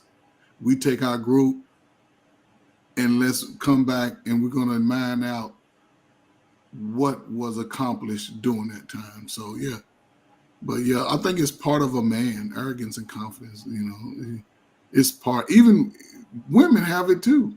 Oh, yeah. You know what I'm saying? Everybody has it, but I think if you can sort of compartmentalize it and use it accordingly, it'll benefit you. Not just to throw it in somebody's face just because I did something that they didn't do. No. So Yeah. Good. Pete, how would you distinguish between confidence and arrogance? Confidence is something you're very confident about, but also confidence can be very come off like you're cocky, but you're not. You're just very like me and my cooking. The dishes I'm used to making, I'm very confident. Mac and cheese, freaking pot roast, and so on. The other one, that is a gray area. No fun intended, because you can go drift two months on one side, you might sound like an asshole, or different on the other side, and like sound like, oh, he doesn't know what the hell he's talking about. You gotta find the right line to walk. Like those guys in the circus that walk those lines, they have to put the hands out with what I'm talking about. Those I don't know what they're called, but you know what I'm talking about. It has to be like that fine line. So you're going Mm. too far left or too far to the right, and you bust your ass if you do. Mm. Yeah. Yeah. I would, you know, how I would really distinguish, I think confident people have a very good sense of the environment around them. They know themselves very well, and they also know the environment around them very well. Mhm. So I think that's really, I think, the difference. An arrogant person may be speaking from something where they think they belong, but again, it's not an honest assessment. It's like when Kevin Samuels first came out, it's like all the women coming up saying, rank yourself from a scale from 1 to 10, you can't use 7. And you had ladies calling themselves 8s and 9s when they were really 5s and 6s. I mean, you can feel as confident as you want to be about yourself, but there's certain things where it's like you have expectations of things that aren't necessarily realistic. I think that confident people recognize the gifts and tools that they have. They recognize what they can do, but I think a confident person also recognizes what they cannot do. And so for me, I'll say all the time, it's like, look, I have no knowledge of that area. I don't try to play off like I know everything. If I don't know something, I don't mind saying I have no idea. I have no experience with that. But if I know somebody who can help you, I say you need to go and talk to that person. So I think confident people have a very good assessment of themselves and the world that they're in. And if you're good at what you do, there's nothing arrogant about saying that. And that's oftentimes going to come from, whether you're in a work situation, that's going to come from your evaluations, that's going to come from your productivity and whatever measures that they're using to, to measure you in that's going to come through. And I've always every time I've done a review, I've always marked myself. I've been as honest with myself as possible and giving as accurate an answer as possible. But more times than not, I've been given higher marks than I've marked myself. When a lot of times when you're trying to do reviews, oftentimes they try to mark you lower than what you feel about yourself. I've never been. I state this is my record. This is what I've done. This is what I haven't done. People sometimes ask you, what could you improve on? I'm very honest with myself in terms of the things I need to improve on.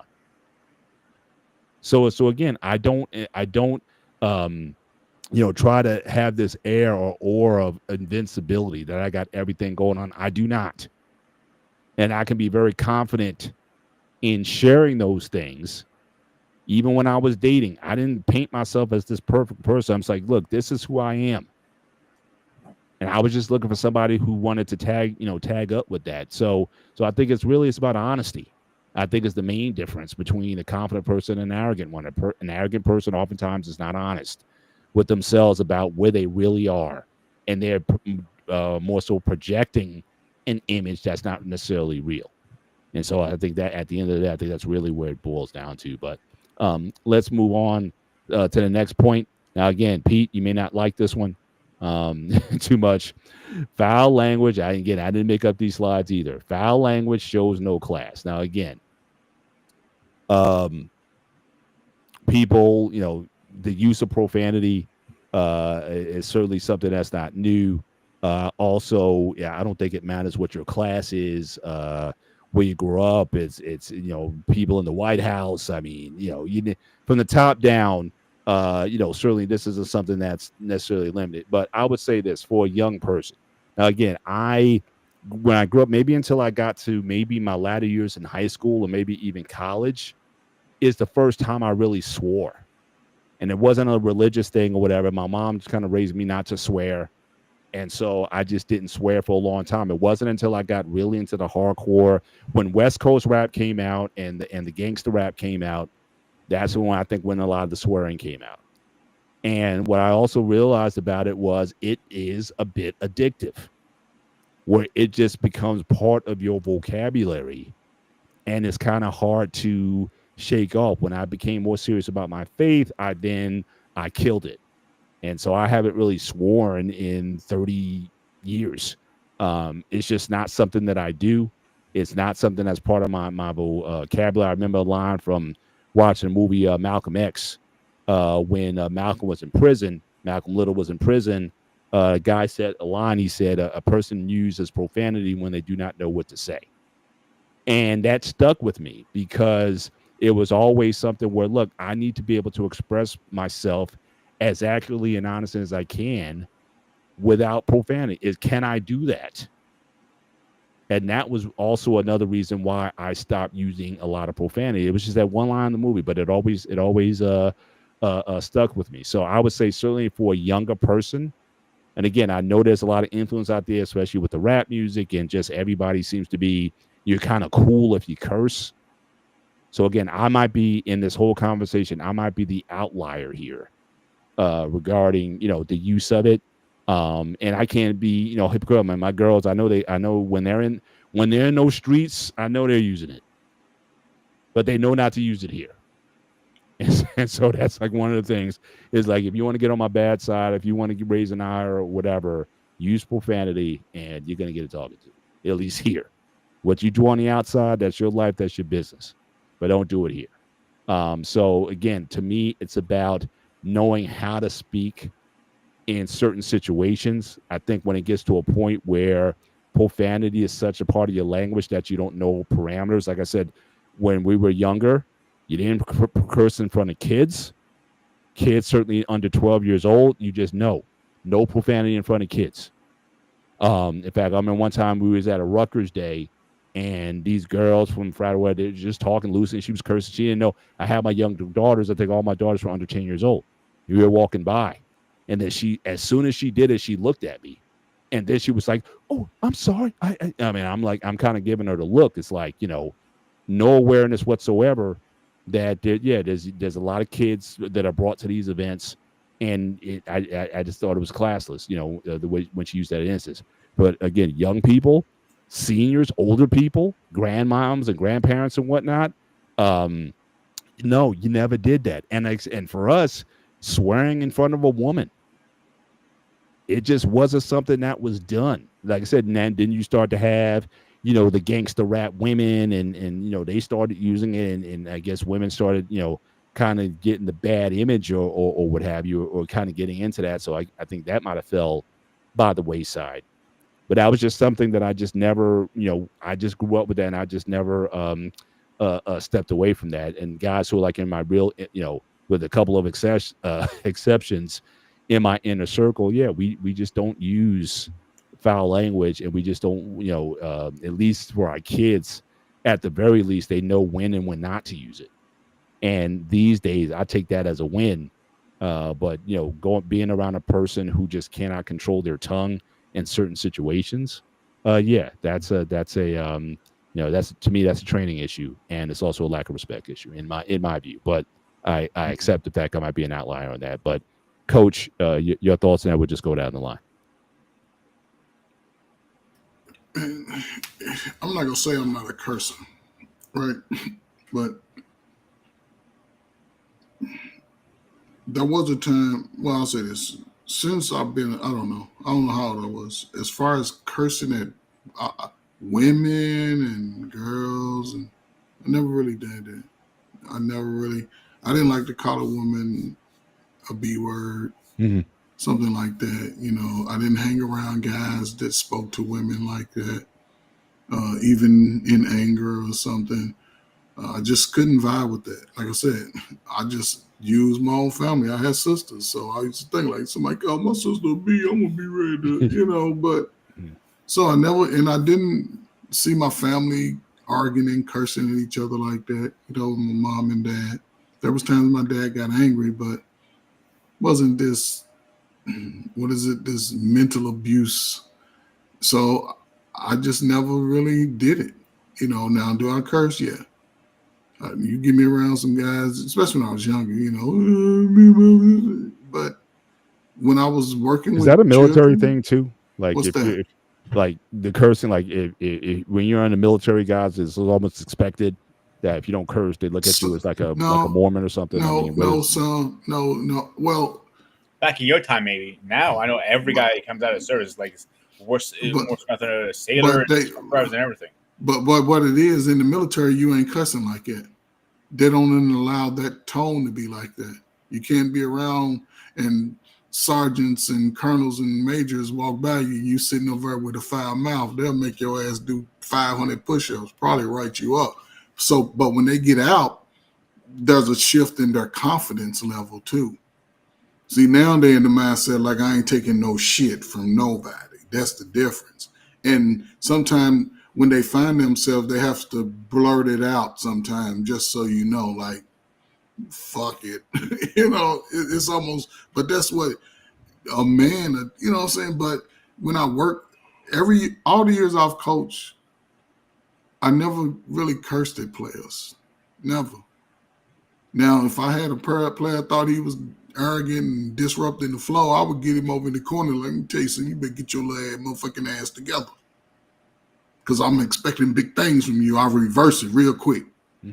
So now he got a responsibility to be better and represent for everybody else so they can follow him.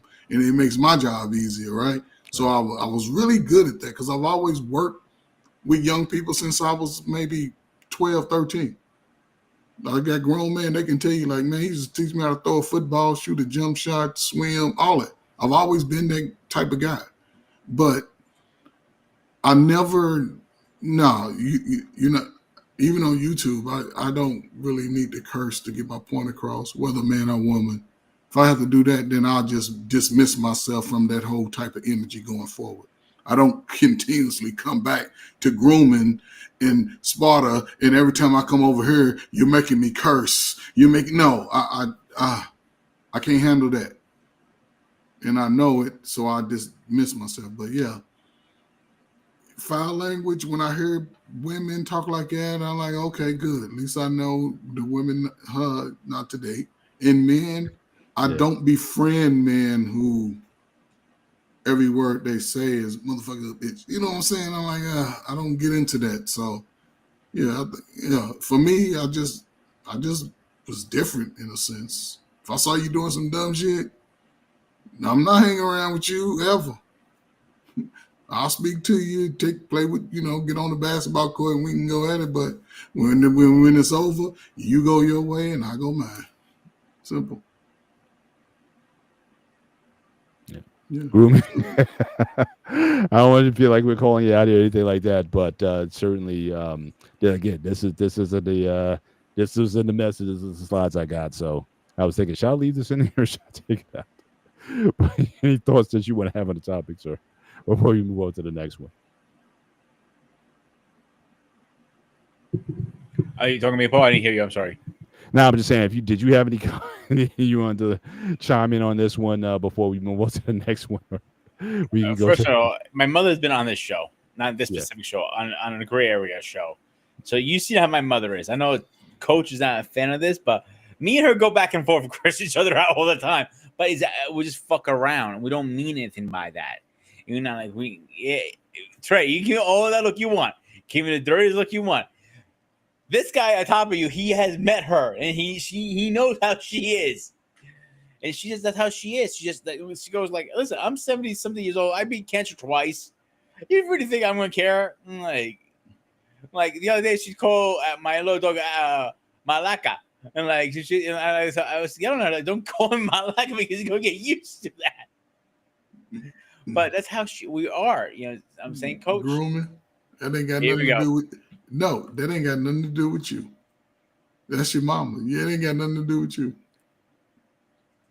I'm keep telling you, this is how we are, dude. No, not we. We talking about you, not mama. Mama can cuss you out all she want. We been talking about you.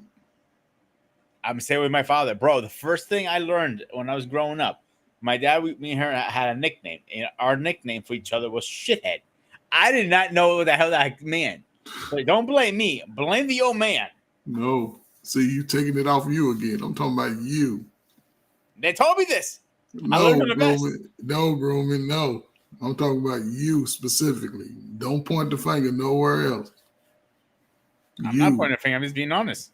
I know you are, but you keep saying others. I'm talking about you and your dynamic of when you curse. I curse all the time. It's part of my line. It's part of my job position. Sorry. Oh, okay. Yep. But you can't curse at mama, though. I don't give a damn what you're talking about. You tell her that. Just give me No, I'm talking. No, hold on. How am I telling her? I need to tell you not to curse at mama, not her. So you saying cursing. it's not like I said, this isn't about reciprocity. Yeah. I think with some of these points tonight we were saying earlier, it's not about how the other person treats you. It's like what is demanded and what is expected out of a person. But for a lot of people, everything is about fairness or whatnot. But there's double standards, everything. Like I said, a woman to this day, a woman who curses, it just hits different than guys. I can be in a barbershop and guys going back and forth or whatnot, but when I hear a bunch of women cursing, it just hits different. It just doesn't. It just doesn't. Turn off. It big time. So again, I'm not saying that these things are equal or whatever. They're double standards. There's all kinds of things where you say a lot of these things aren't fair. But again, sometimes being a gentleman doesn't necessarily mean fairness. The way you treat people, despite the fact how they may treat you sometimes. Again, that idea of giving respect, even though you may find the person not worthy of that respect. You respect the office. You respect the position that they're in. I think what the coach is saying is, as your mom, now again, I admit, in full disclosure, when I was 13, 14, I cursed my mom out because it just went to a breaking point where she was willing into mental illness and whatnot. Now, again, should I have done that, at the time? No. But that's where we were. So I can understand both sides of it. Yeah, that's your mom and things of that nature.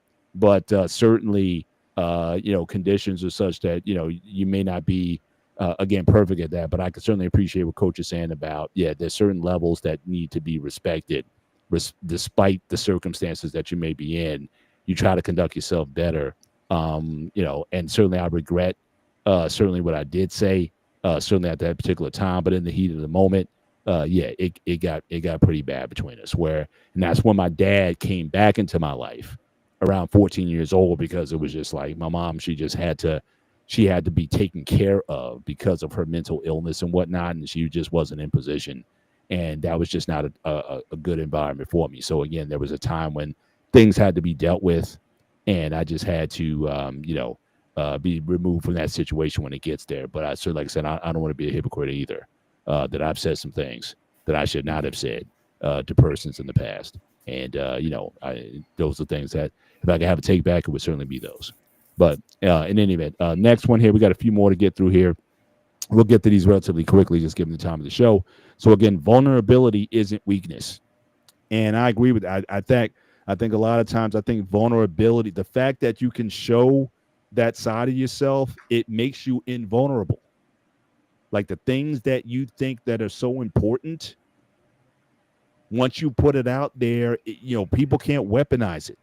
So a lot of times you see this, again, you see it with politicians, you see it with people who they've been caught. We talked about Pete Rose on one of our sports shows. If Pete Rose just would have said, you know what, I screwed up, I'm sorry, or whatever, yes, I did it, he probably could have been in the Hall of Fame 20 years ago. But for a lot of people, it's like they have to have this sense of invulnerability. Again, it's projection. But when you're a confident person, you don't mind being vulnerable, because you're not going to weaponize. Yes, I might have had something in my past. I might have did something, this and that, and the third or whatever. I've come to terms to it. I rectified it or whatnot. Yeah, and I may share that with you. But if you try to weaponize it, good luck with that, because I've already dealt with it. So for a lot of people, this air of vulnerability or invulnerability, I think is what's really weak, because you really haven't dealt with the underlying issue. So that's my take on it. But again, being honest and transparent, be willing to share your faults or your flaws with people. I think that certainly, again, a gentleman is not afraid to do that. Certainly, especially when you've done the work to deal with it and come to terms with it yourself. So, Coach, your view on that one? This is unique. This one's a unique one right here, right? Because, I'm just going to use my relationship with my wife. Yeah, I'm definitely going to be vulnerable in my marriage. We have conversations about everything that pertains to our life, from even after one of us are not here. So I have to be vulnerable, and she's vulnerable too. She shares things to me.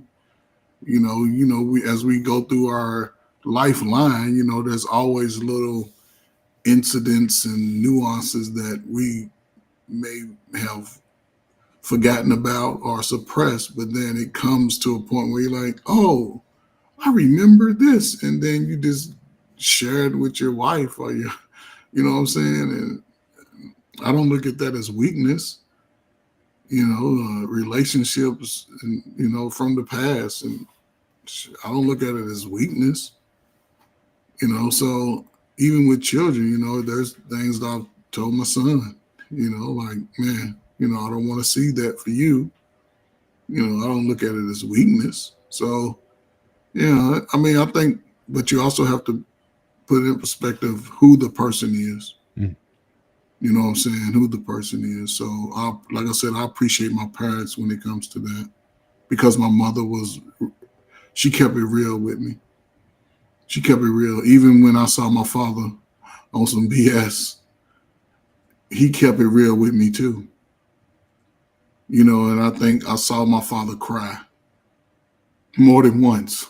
I'm used to look at him like, man, you're a grown man. What you crying for? But he was so passionate about, family in a sense, being, committed to that, trying to be the best at that, So, I don't know. I think it's to each his own when it comes to this. I think a lot of people are vulnerable to the wrong type of energy, because they don't know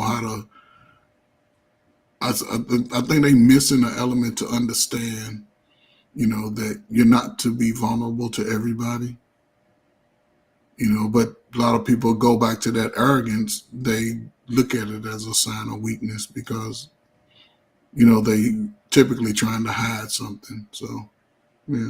Yeah. Have you shown that kind of vulnerability with your kids? Have you cried? Have you, is that something that you don't look like much of a crier to me? But I'm just curious. Have you been that with your kids at certain points? Brother Minute, man, let me tell you something, man. You want to see me cry? Turn on one of these old tear jerking ass movies, man, when it turned out to a good ending with somebody young, man. My wife, when my son graduated 8th grade, she looked over and I had an old tear down my eye, Yeah, but that's with her. I'm saying, but your kids though, do you dry it up with the kids? I never really had a situation where I needed to be in that emotion. You know what I'm saying? I never really been in that situation. I've always sort of just been a realist when it comes to life situations, things that I may have went through or they may go through. Going through those times, those young growing up, those peer pressure days when people. I've always been sort of a realness, and yeah, but I hug. You know what I'm saying? I dap up and. Even young people I don't know, I used to always say, man, we got to give a man hug. And they used to look at me like, what is that? Man hug, ain't hug. But then it's just, you hit with the hold with the one hand and throw your arm around. Yeah. They're like, oh, yeah, I like that. That's cool. So, I've never really had to cry. Mm-hmm. Yeah, I didn't think, because you said at the beginning of the show, you said your son, he said something to you, he gave you a card or something. Yeah. You said it almost made you cry. Almost made me but cry. It didn't tip you over. So I'm just answering from the beginning of the show. It's like, are you a crier? I mean, you don't strike me as a guy who would do that. Yeah, but I do have moments, even in my own thoughts, sometimes like you want to see me cry easy? Turn on one of them tear jerking movies about somebody helping somebody young. But no, I don't really cry often.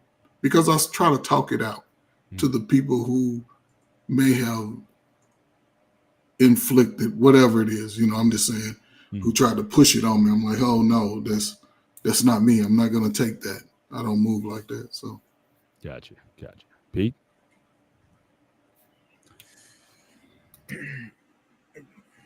there've been multiple times that I got very emotional. My mom's getting cancer the first time. That was emotional. Losing my Hercules, that was emotional. My grandmother, very emotional. I was very young when it happened. I was still in high school. Now I look back, I'm glad it happened, but it really broke me at the time. And I spoke about it on Sunday with you a little bit on the air and off the air, is about me and my ex. Like, I was in love with that woman. You know what I'm saying? I worshipped the ground that she walked on. That broke me. You know what I'm saying? It was every time I think something's gonna break me, and it has at the moment, it makes me strong in the long run. So crying is not a weakness; it's a strength. If you get some emotions, why do we ever call it weakness, not a strength? That's penny for thoughts. Yeah. And sharing that with now, I certainly would agree with Coach. The people who are around you, certainly I think matters in that situation. But certainly, but again, don't make your vulnerabilities a crutch at the same time. We all got something going on with us. We all have our foibles, and certainly being, but again, not being afraid of it. I think it's certainly something that I think everybody has to come to grips with at some point in time. So next point, we got about 3 more here. Remember your privilege. Certainly I would maybe couch this again. I'm just going by what was in the slides. Albert Borso say count your blessings. Again, it's about just recognition. It's about awareness that I recognize that I'm a kid who grew up with very poor, with a broken home and whatnot. And certainly I'm in certain places and whatnot. I never forget, certainly where I came from, and I certainly don't forget that the blessings that I have. And I noticed that even the last time I went on vacation and seeing just some of the mindset of some of the people who were on vacation, just didn't recognize how blessed and fortunate they were. It's like everybody gets a chance to do this, what you're doing, and you don't appreciate the food that you're being served. You don't appreciate the environment that you're in. Again, we talked about this earlier about, again, cleaning up after yourself, and you just think that you're just entitled to things. That sense of entitlement, understanding that you're one of the few people in the world who has an opportunity to be here. Just look at, especially when you go to these countries that are, like the Caribbean, and a lot of these places are essentially third world. Outside the resorts, it's like third world. And when you get up there and see how other people are living, and are able to be in this higher position that they would give their right arm for, it definitely humbles you, and it definitely, so you try to always be appreciative and recognize, again, where you are, and that you're in a privileged position. So I that's how I look at it, Coach. I don't know if you have another take on that, but when I saw that, that's what I thought about. Yeah, also I look at it like just along with the privilege, but remember, I guess the progress though. You doing certain things to reach a certain level, and if you are following these, I guess, these patterns of being polite, being helpful, respectful. I would hope that you continue to mind that process. Just because you get to a certain level where you have certain privileges, you don't abuse them. Now instead of being a supervisor, like you said, that's able to listen to different ideas and perspective, now you just dictating everything and not allowing various opinions to be heard. So yeah, you definitely have to remember that. I also think it's important for a man to sort of continue to self-reflect about different processes and strategies. Just constantly self-reflect, so you can continue to, because sometimes things circle back around, and you may gain a different perspective that will allow yourself and your family and those that are close to you to sort of flourish also. So yeah, definitely remember and respect your privilege. So Absolutely, Pete. Remembering is a big thing, because we remember where we came from. Because if you keep look back what you have done, and it's not only like you accomplished, it was a privilege being around people sometimes. People who actually are part of that journey. Look at our journey. I couldn't have done any of these shows without you guys. I'm glad I call you guys my brothers, my friends. Just wish you guys have better beers than mine. That's the only thing that gets you going with that. I'm not gonna get Paul. Listen, one day I got your daughter on my side. Sorry, If we raised some serious. If I had $1 for every comment that you made in that regard, so we'd have some serious money at this point. But no, listen. Here's the privilege. See how I fit it in? Privilege. You have the guy who knows if not bigger, so you're not gonna win this argument. Just give in. Tell me, you know what, Pete? You're right. I'm gonna grow one for one time. That's all I want. One time. It don't have to be this long. Yeah, it'll be like at least 4 weeks long. 4 weeks to be a scruff. That's all I care about. All right. What was I gonna say? I'm not gonna give up till I get it. Next one. Next point. Be humble and say thank you. Again, these are things that you would think you shouldn't have to teach somebody still, but again, the whole humble confidence thing, I think it comes from the same place. It's about awareness of where you are, awareness of where you've been, and hopefully having a perspective in terms of where you want to go. So I think it all stems from that same thing, understanding that, that's why I hate when so many people talk about pick up yourself by your bootstraps, of these quote unquote self-made people. And the reality is really none of us have been self-made. Someone's given us a break. Someone's given us an opportunity that we may not have earned or deserved. And someone took a chance on us. I mean, Coach has worked with, hundreds of kids over the years, if not thousands of kids who, certainly they're in a better position right now because he decided to take a personal investment. He didn't owe them that. So again, the idea of again, just recognizing your counting your blessings, understanding that certainly the privilege that you've been given, and just respecting people. Again, saying thank you and generally meaning it, not just as a courtesy, because I think there's also a difference between being courteous or being polite and again being humble and staying grounded. I mean, don't say it robotically, but again, just really having to recognize where you are in the world and how grateful, showing gratitude for the life that you have. So that's my 2 cents on that. Coach, your thoughts on this one? I mean, man, being humble, man, I think, again, one of these underrated qualities that you can have. Like I said, when I was playing sports, I never really talked about how good I was. I just let all of my play determine if I was good based off how my peers judged me, right? And it's crazy, Brother Bennett. I have people that know me for football only, but I also have people that know me for basketball only. A lot of people didn't know that I played both sports, and I was pretty decent. I was all state my junior and senior year. I was like 16 points, in basketball. And I never really was like, yeah, I'm better than you, and da, da, da. No, you say you can beat me running? Okay, you want to race? It's the only way we're going to prove it. You want to race? When I was younger, then, I wanted to be a person that was educated. So I took, I wanted to get a college degree. I wanted to be able to support myself and be independent and not rely on others to sort of save me from something crazy that I was doing.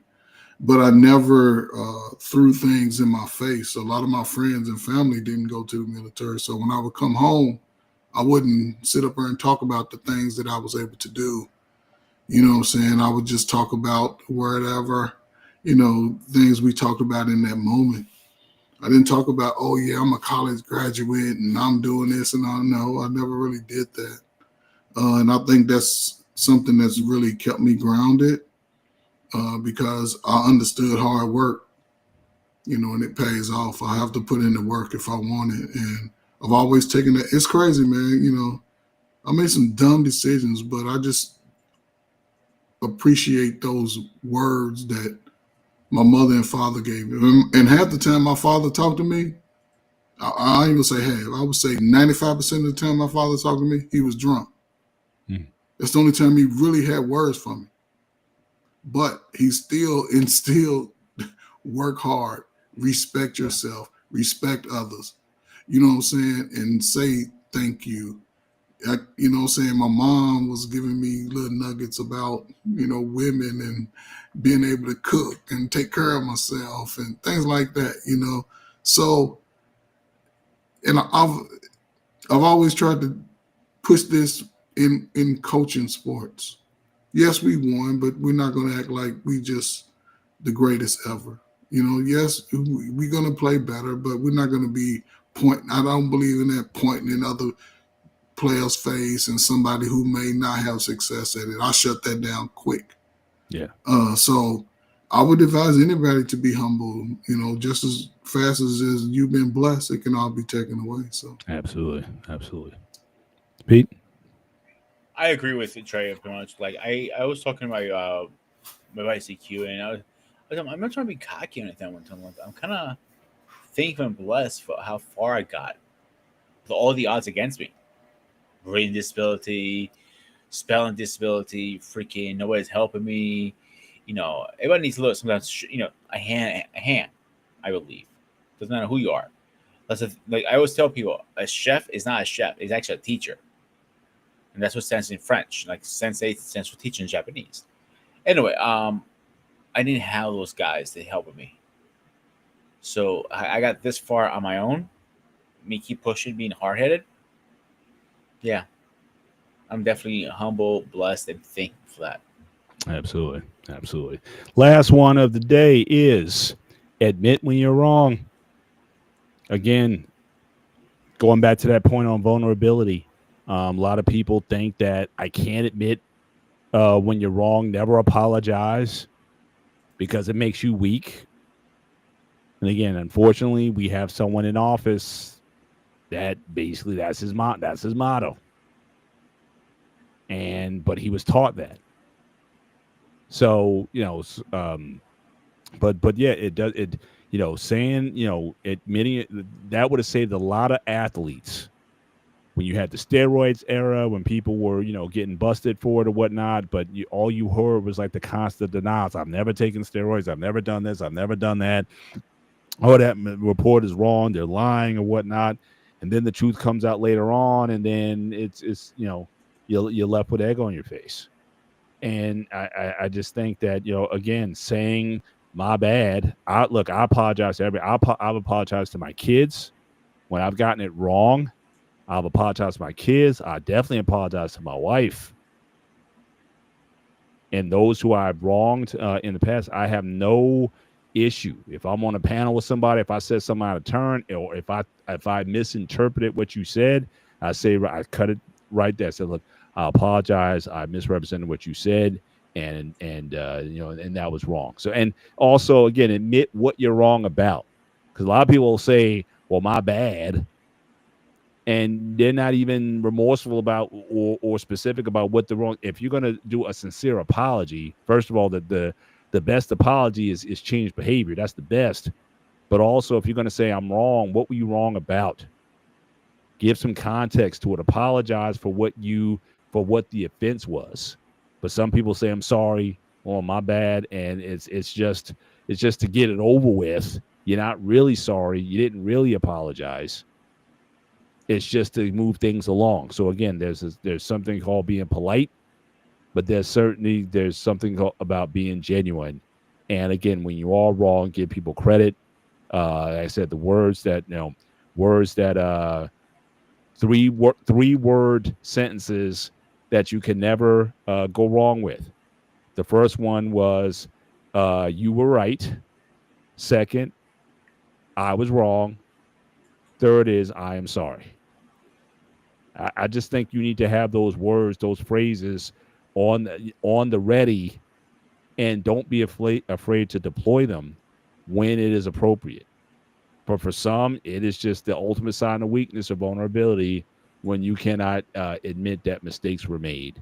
And more times than not, it's going to be worse down the end. I mean, parents told us, tell me the truth now. Now, again, you may not have believed it, but again, a parent would certainly discipline you, or give you a whooping for whatever the infraction was. But doing that and lying at the same time, then those strokes felt a little more intense. I'll just say that much.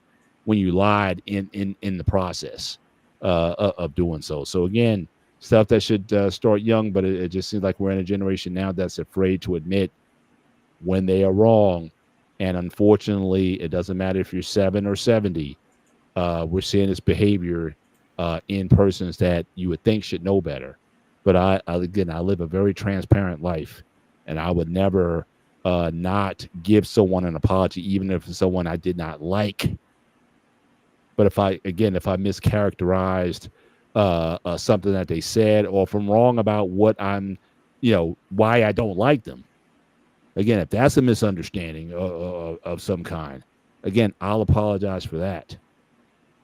So again, those things just don't affect me that way. I have nothing to hold on to.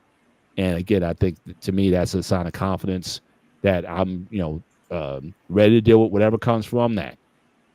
Being confident to know that, hey, I've done my best, and to rectify the situation, whatever I need to do to fix it if it's fixable. But all I can do is my best. And some people may look at that as cocky or whatever, but it's just confident that I know I've done all I could do. So, Coach, your take on this last point here as we close the show. Man, yeah. I mean, me and my wife have this thing, right? And especially when we know uh, this is something that I had to grow into, though. Admitting when I'm wrong, but I came to it, once I got married. It's not all about me and just trying to be right. Uh, uh, Once I started just trying to seek the truth in it all, regardless, then I find myself, like you said, admitting when I'm wrong. And now, even on YouTube, like you said, somebody say something, and if I said something out of context, I admit I apologize. It's not that big of a deal. It doesn't affect my life. So yeah, I think it'll behoove anybody to understand this. This is probably one of the hardest to understand, and sort of, and not just understand it. I think sometimes even when people understand it, to practice, put it into play. So yeah, I think it's one that needs to be worked on, and it's constantly gone over in your mind, especially when you're interacting with others who may have difference of opinions. So, and yeah, I just learned that I had to admit that I was wrong today. She had to admit that she was wrong yesterday. So, I just, yeah, I'm not gonna put too much in. If I'm wrong, hey, I was wrong. I apologize. Let's I keep like moving. what you're saying there too, because I think what I'm hearing is you're also creating a culture where Yes, both can be vulnerable. She can admit, because I've always thought that women could be a lot more stubborn in the apologies than men are. yeah, And so the fact that you got her doing that, where she can come up and say, "Hey, I was wrong about this or that," I think that's a culture that becomes contagious when people could be transparent like that, and you realize like she's not going to be perfect, neither are you, but you give each other the grace to yeah. then also forgive and like, hey, let's move on, That's it. from this. So, Pete, So, and this last one before we start to wind this down. There's nothing wrong being wrong. There's nothing wrong admitting when you're fucked up. Me and you, Paul, I have apologized to you multiple times, and you apologized to me multiple times. Doesn't matter if you're wrong or right. It matters you admit you were wrong. One thing I can't stand when you know you're in the right and people are still trying to blame you for their mistakes. That's I hate the most. But when you're right, you're right. When you're wrong, you're wrong. Simple. Like the old saying is. I'll leave that. Absolutely, absolutely. And just to kind of give a capsule. So again, we covered a lot of points tonight, as we typically do on the show. A lot of things to consider here. In fact, I combined one of these, the using good manners, with the holding, the doors open and giving up seats. I think that all ties into the same thing. But ultimately, this, it starts with the first thing. It's about respect, self-respect, and with that, the respect you give to other people. And as if you can get a hold of that thing, then a lot of these things is just technique. A lot of these things are just remembrance and perspective, and staying accountable to yourself for how you conduct yourself in the world. So again, how you think internally, how you present yourself externally, all those things should there should be a consistency in how you cover yourself. So again, we're not talking about, and I don't believe necessarily having fashion sense and whatnot. Like fashion will change, and things that were good back in the 60s and the 70s, bell bottoms in the 70s, whatnot, and blue tuxedo suits and with the ruffles on the front and stuff. Like I'm sure Coach remembers, those things will change. But again, the person you are, how you present yourself, I don't think those things will ever change. So again, we can maybe call this modern gent code. I may want to call this maybe eternal gent code. These things should never necessarily walk away. And again, doesn't mean that you're going to use them all the time. Like I said, I'm not expecting people to be choir boys and never cursing again or whatever. But again, just know where to use it, in a place that's comfortable, and again that you're not offending others with that. And please don't lead with it. Again, know that again you're in an interview and you're swearing in the interview. That's not a good look. And neither should certainly the person in the interview be swearing at you either. I mean, I think you're just meeting someone for the first time, and if that's what you're going to lead with, I just think it just doesn't give a good account of yourself or makes a good impression. But again, good conversation tonight. Hopefully, again, share this content with someone who may be able to benefit from it, a young man who may be on the come up, listening to two OGs who've certainly experienced some of these things and certainly try to teach people these things and certainly have implemented these things in our lives. So again, just like anything else, supermarket approach, take it for what it is. Hopefully someone can benefit from it. But certainly good. Certainly had a good time chopping this up tonight. Coach, certainly your final thoughts on this, and then we'll give it to Pete to give the program lineup. No, man. Listen, just appreciate the topic, man. The topic, I think it's needed. I think it would benefit to have more opportunities to sort of have these discussions about, things that we take for granted when dealing with people, whether they look like us or not. I think everyone could benefit from just taking 2 or 3 things on this list and applying it to their lives, man, just to be better. So, yeah, man, salute to you, man. Salute to the topic, man. And listen, man, we're going to continue to try to just mine this thing out. Hopefully somebody will find these tapes and just try to apply it and see if they can change the dynamics of their life and their family's life, man. So, yeah, salute. Absolutely. Now, again, I'll turn it over to Pete. So thanks for joining us tonight. And certainly giving your 2 cents, certainly in the grooming areas and all the points that you made tonight, and just being part of the discussion. So, any points you want to raise before as we close it up? Before I do that, like I told you guys, I'll let you guys run the show any way you want it. I might be the creator of the channel, or whatever, but I'm not. It's not a dictatorship. This is a group effort. We're a team, a family, and a penny-ass conventional, whatever you want to call it. So when it's your show. That's why I asked you guys in backside. Do you guys mind coming? I've come up. You said, yeah, I came up. So this is a great conversation piece because we are always talking about what if my time or this and that. And a lot of old chefs do that. Like, back in my time, I used to get things thrown at me. Like, guess what? We're not at that time at all. We have to update, but we have to remember where we came from with all the old stuff. Bring it with us, the good stuff, not the bad stuff. And only that. I'm gonna do a schedule quick update for you guys because I know you hate doing it, Paul. This week and a hangout, we are talking about Ghostbusters. Angry Elf will be running the show, first time ever on the Spartan Institute Network. He's been running it. Hopefully, he does not crash to anything. We will have a show on Saturday, Sunday, right, Paul? I'm sorry. For Gray Area, yeah. Yeah. Let me double check. I'll double check the title coming up.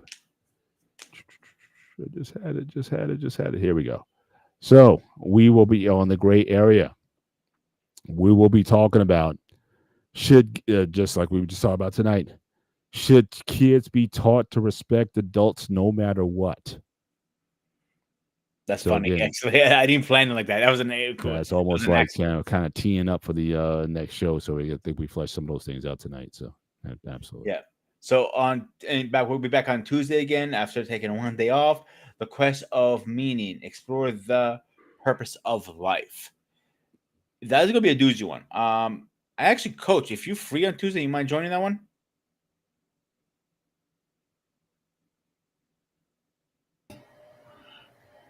I won't make no promises. I'm trying to look for. No, listen. If I'm free, I'll join. I'm just Tuesday. I'm gonna be out looking for a vehicle, so. Okay, I see. What time it starts? It started about what? 9:30. Yeah, I should be. Yeah. I should be. And on the end, on the Enemy Unleashed, they were talking about bingo state dog. I'm not even going to ask. I'm gonna have to figure that out when I talk to these guys.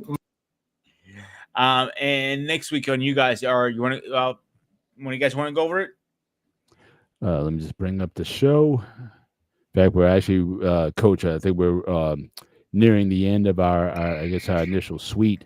So decision making is going to be part of the topic for next week. Decision making. And then we'll have one more after that, and then we'll need to come up with the next suite of shows. Shoot me some ideas of what you want to sort of go to. I think it'd be good. What we got? How many weeks we got left in June? 2? Mhm. Let's do one on men's health the last week, just sort of Okay. components. So I think I might have sent you something of levels of things that we should be getting checked and making sure that those levels, Yep. and we can just go from there. Then we can just get back into whatever it is you want to discuss, man. Okay. Just say, hey, man, I was thinking about A, B, C, D, E, F, G, Okay. and we'll just build I'm on with that. it. Just And I'll bring me- send you. Just when you guys decide it, just send me a text. Yep. All We'll right. do. Go ahead, guys. Close it up. It's your show. All right. Well, again, we want to thank everyone for coming in tonight. Just make sure as you leave the show, make sure you hit the like button, certainly on the way out, and then also follow up on the show for different shorts or things that the network will put out on the show. Make sure you share the content with someone who probably benefit from certainly the information that we're sharing, the points of view. Again, as I said earlier, supermarket approach. Take what you can use and then leave the rest. But hopefully, we'd like to make an impact, sharing from our experience, our combined experience in terms of what has been successful for us. And we certainly hope certainly things that we're sharing tonight will, you can certainly benefit from. So with that, for myself, Mr. Bennett, for the coach, certainly in the building tonight, and as always for the Ghost of Sparta, you want to get your This is Sparta! appreciate everyone certainly coming in and playing Wingman tonight, and certainly looking forward to it. So again, make sure you continue to follow content on the Sparta HQ Network. And until next time, take care. God bless, and we'll see you next time. Good night. Salute.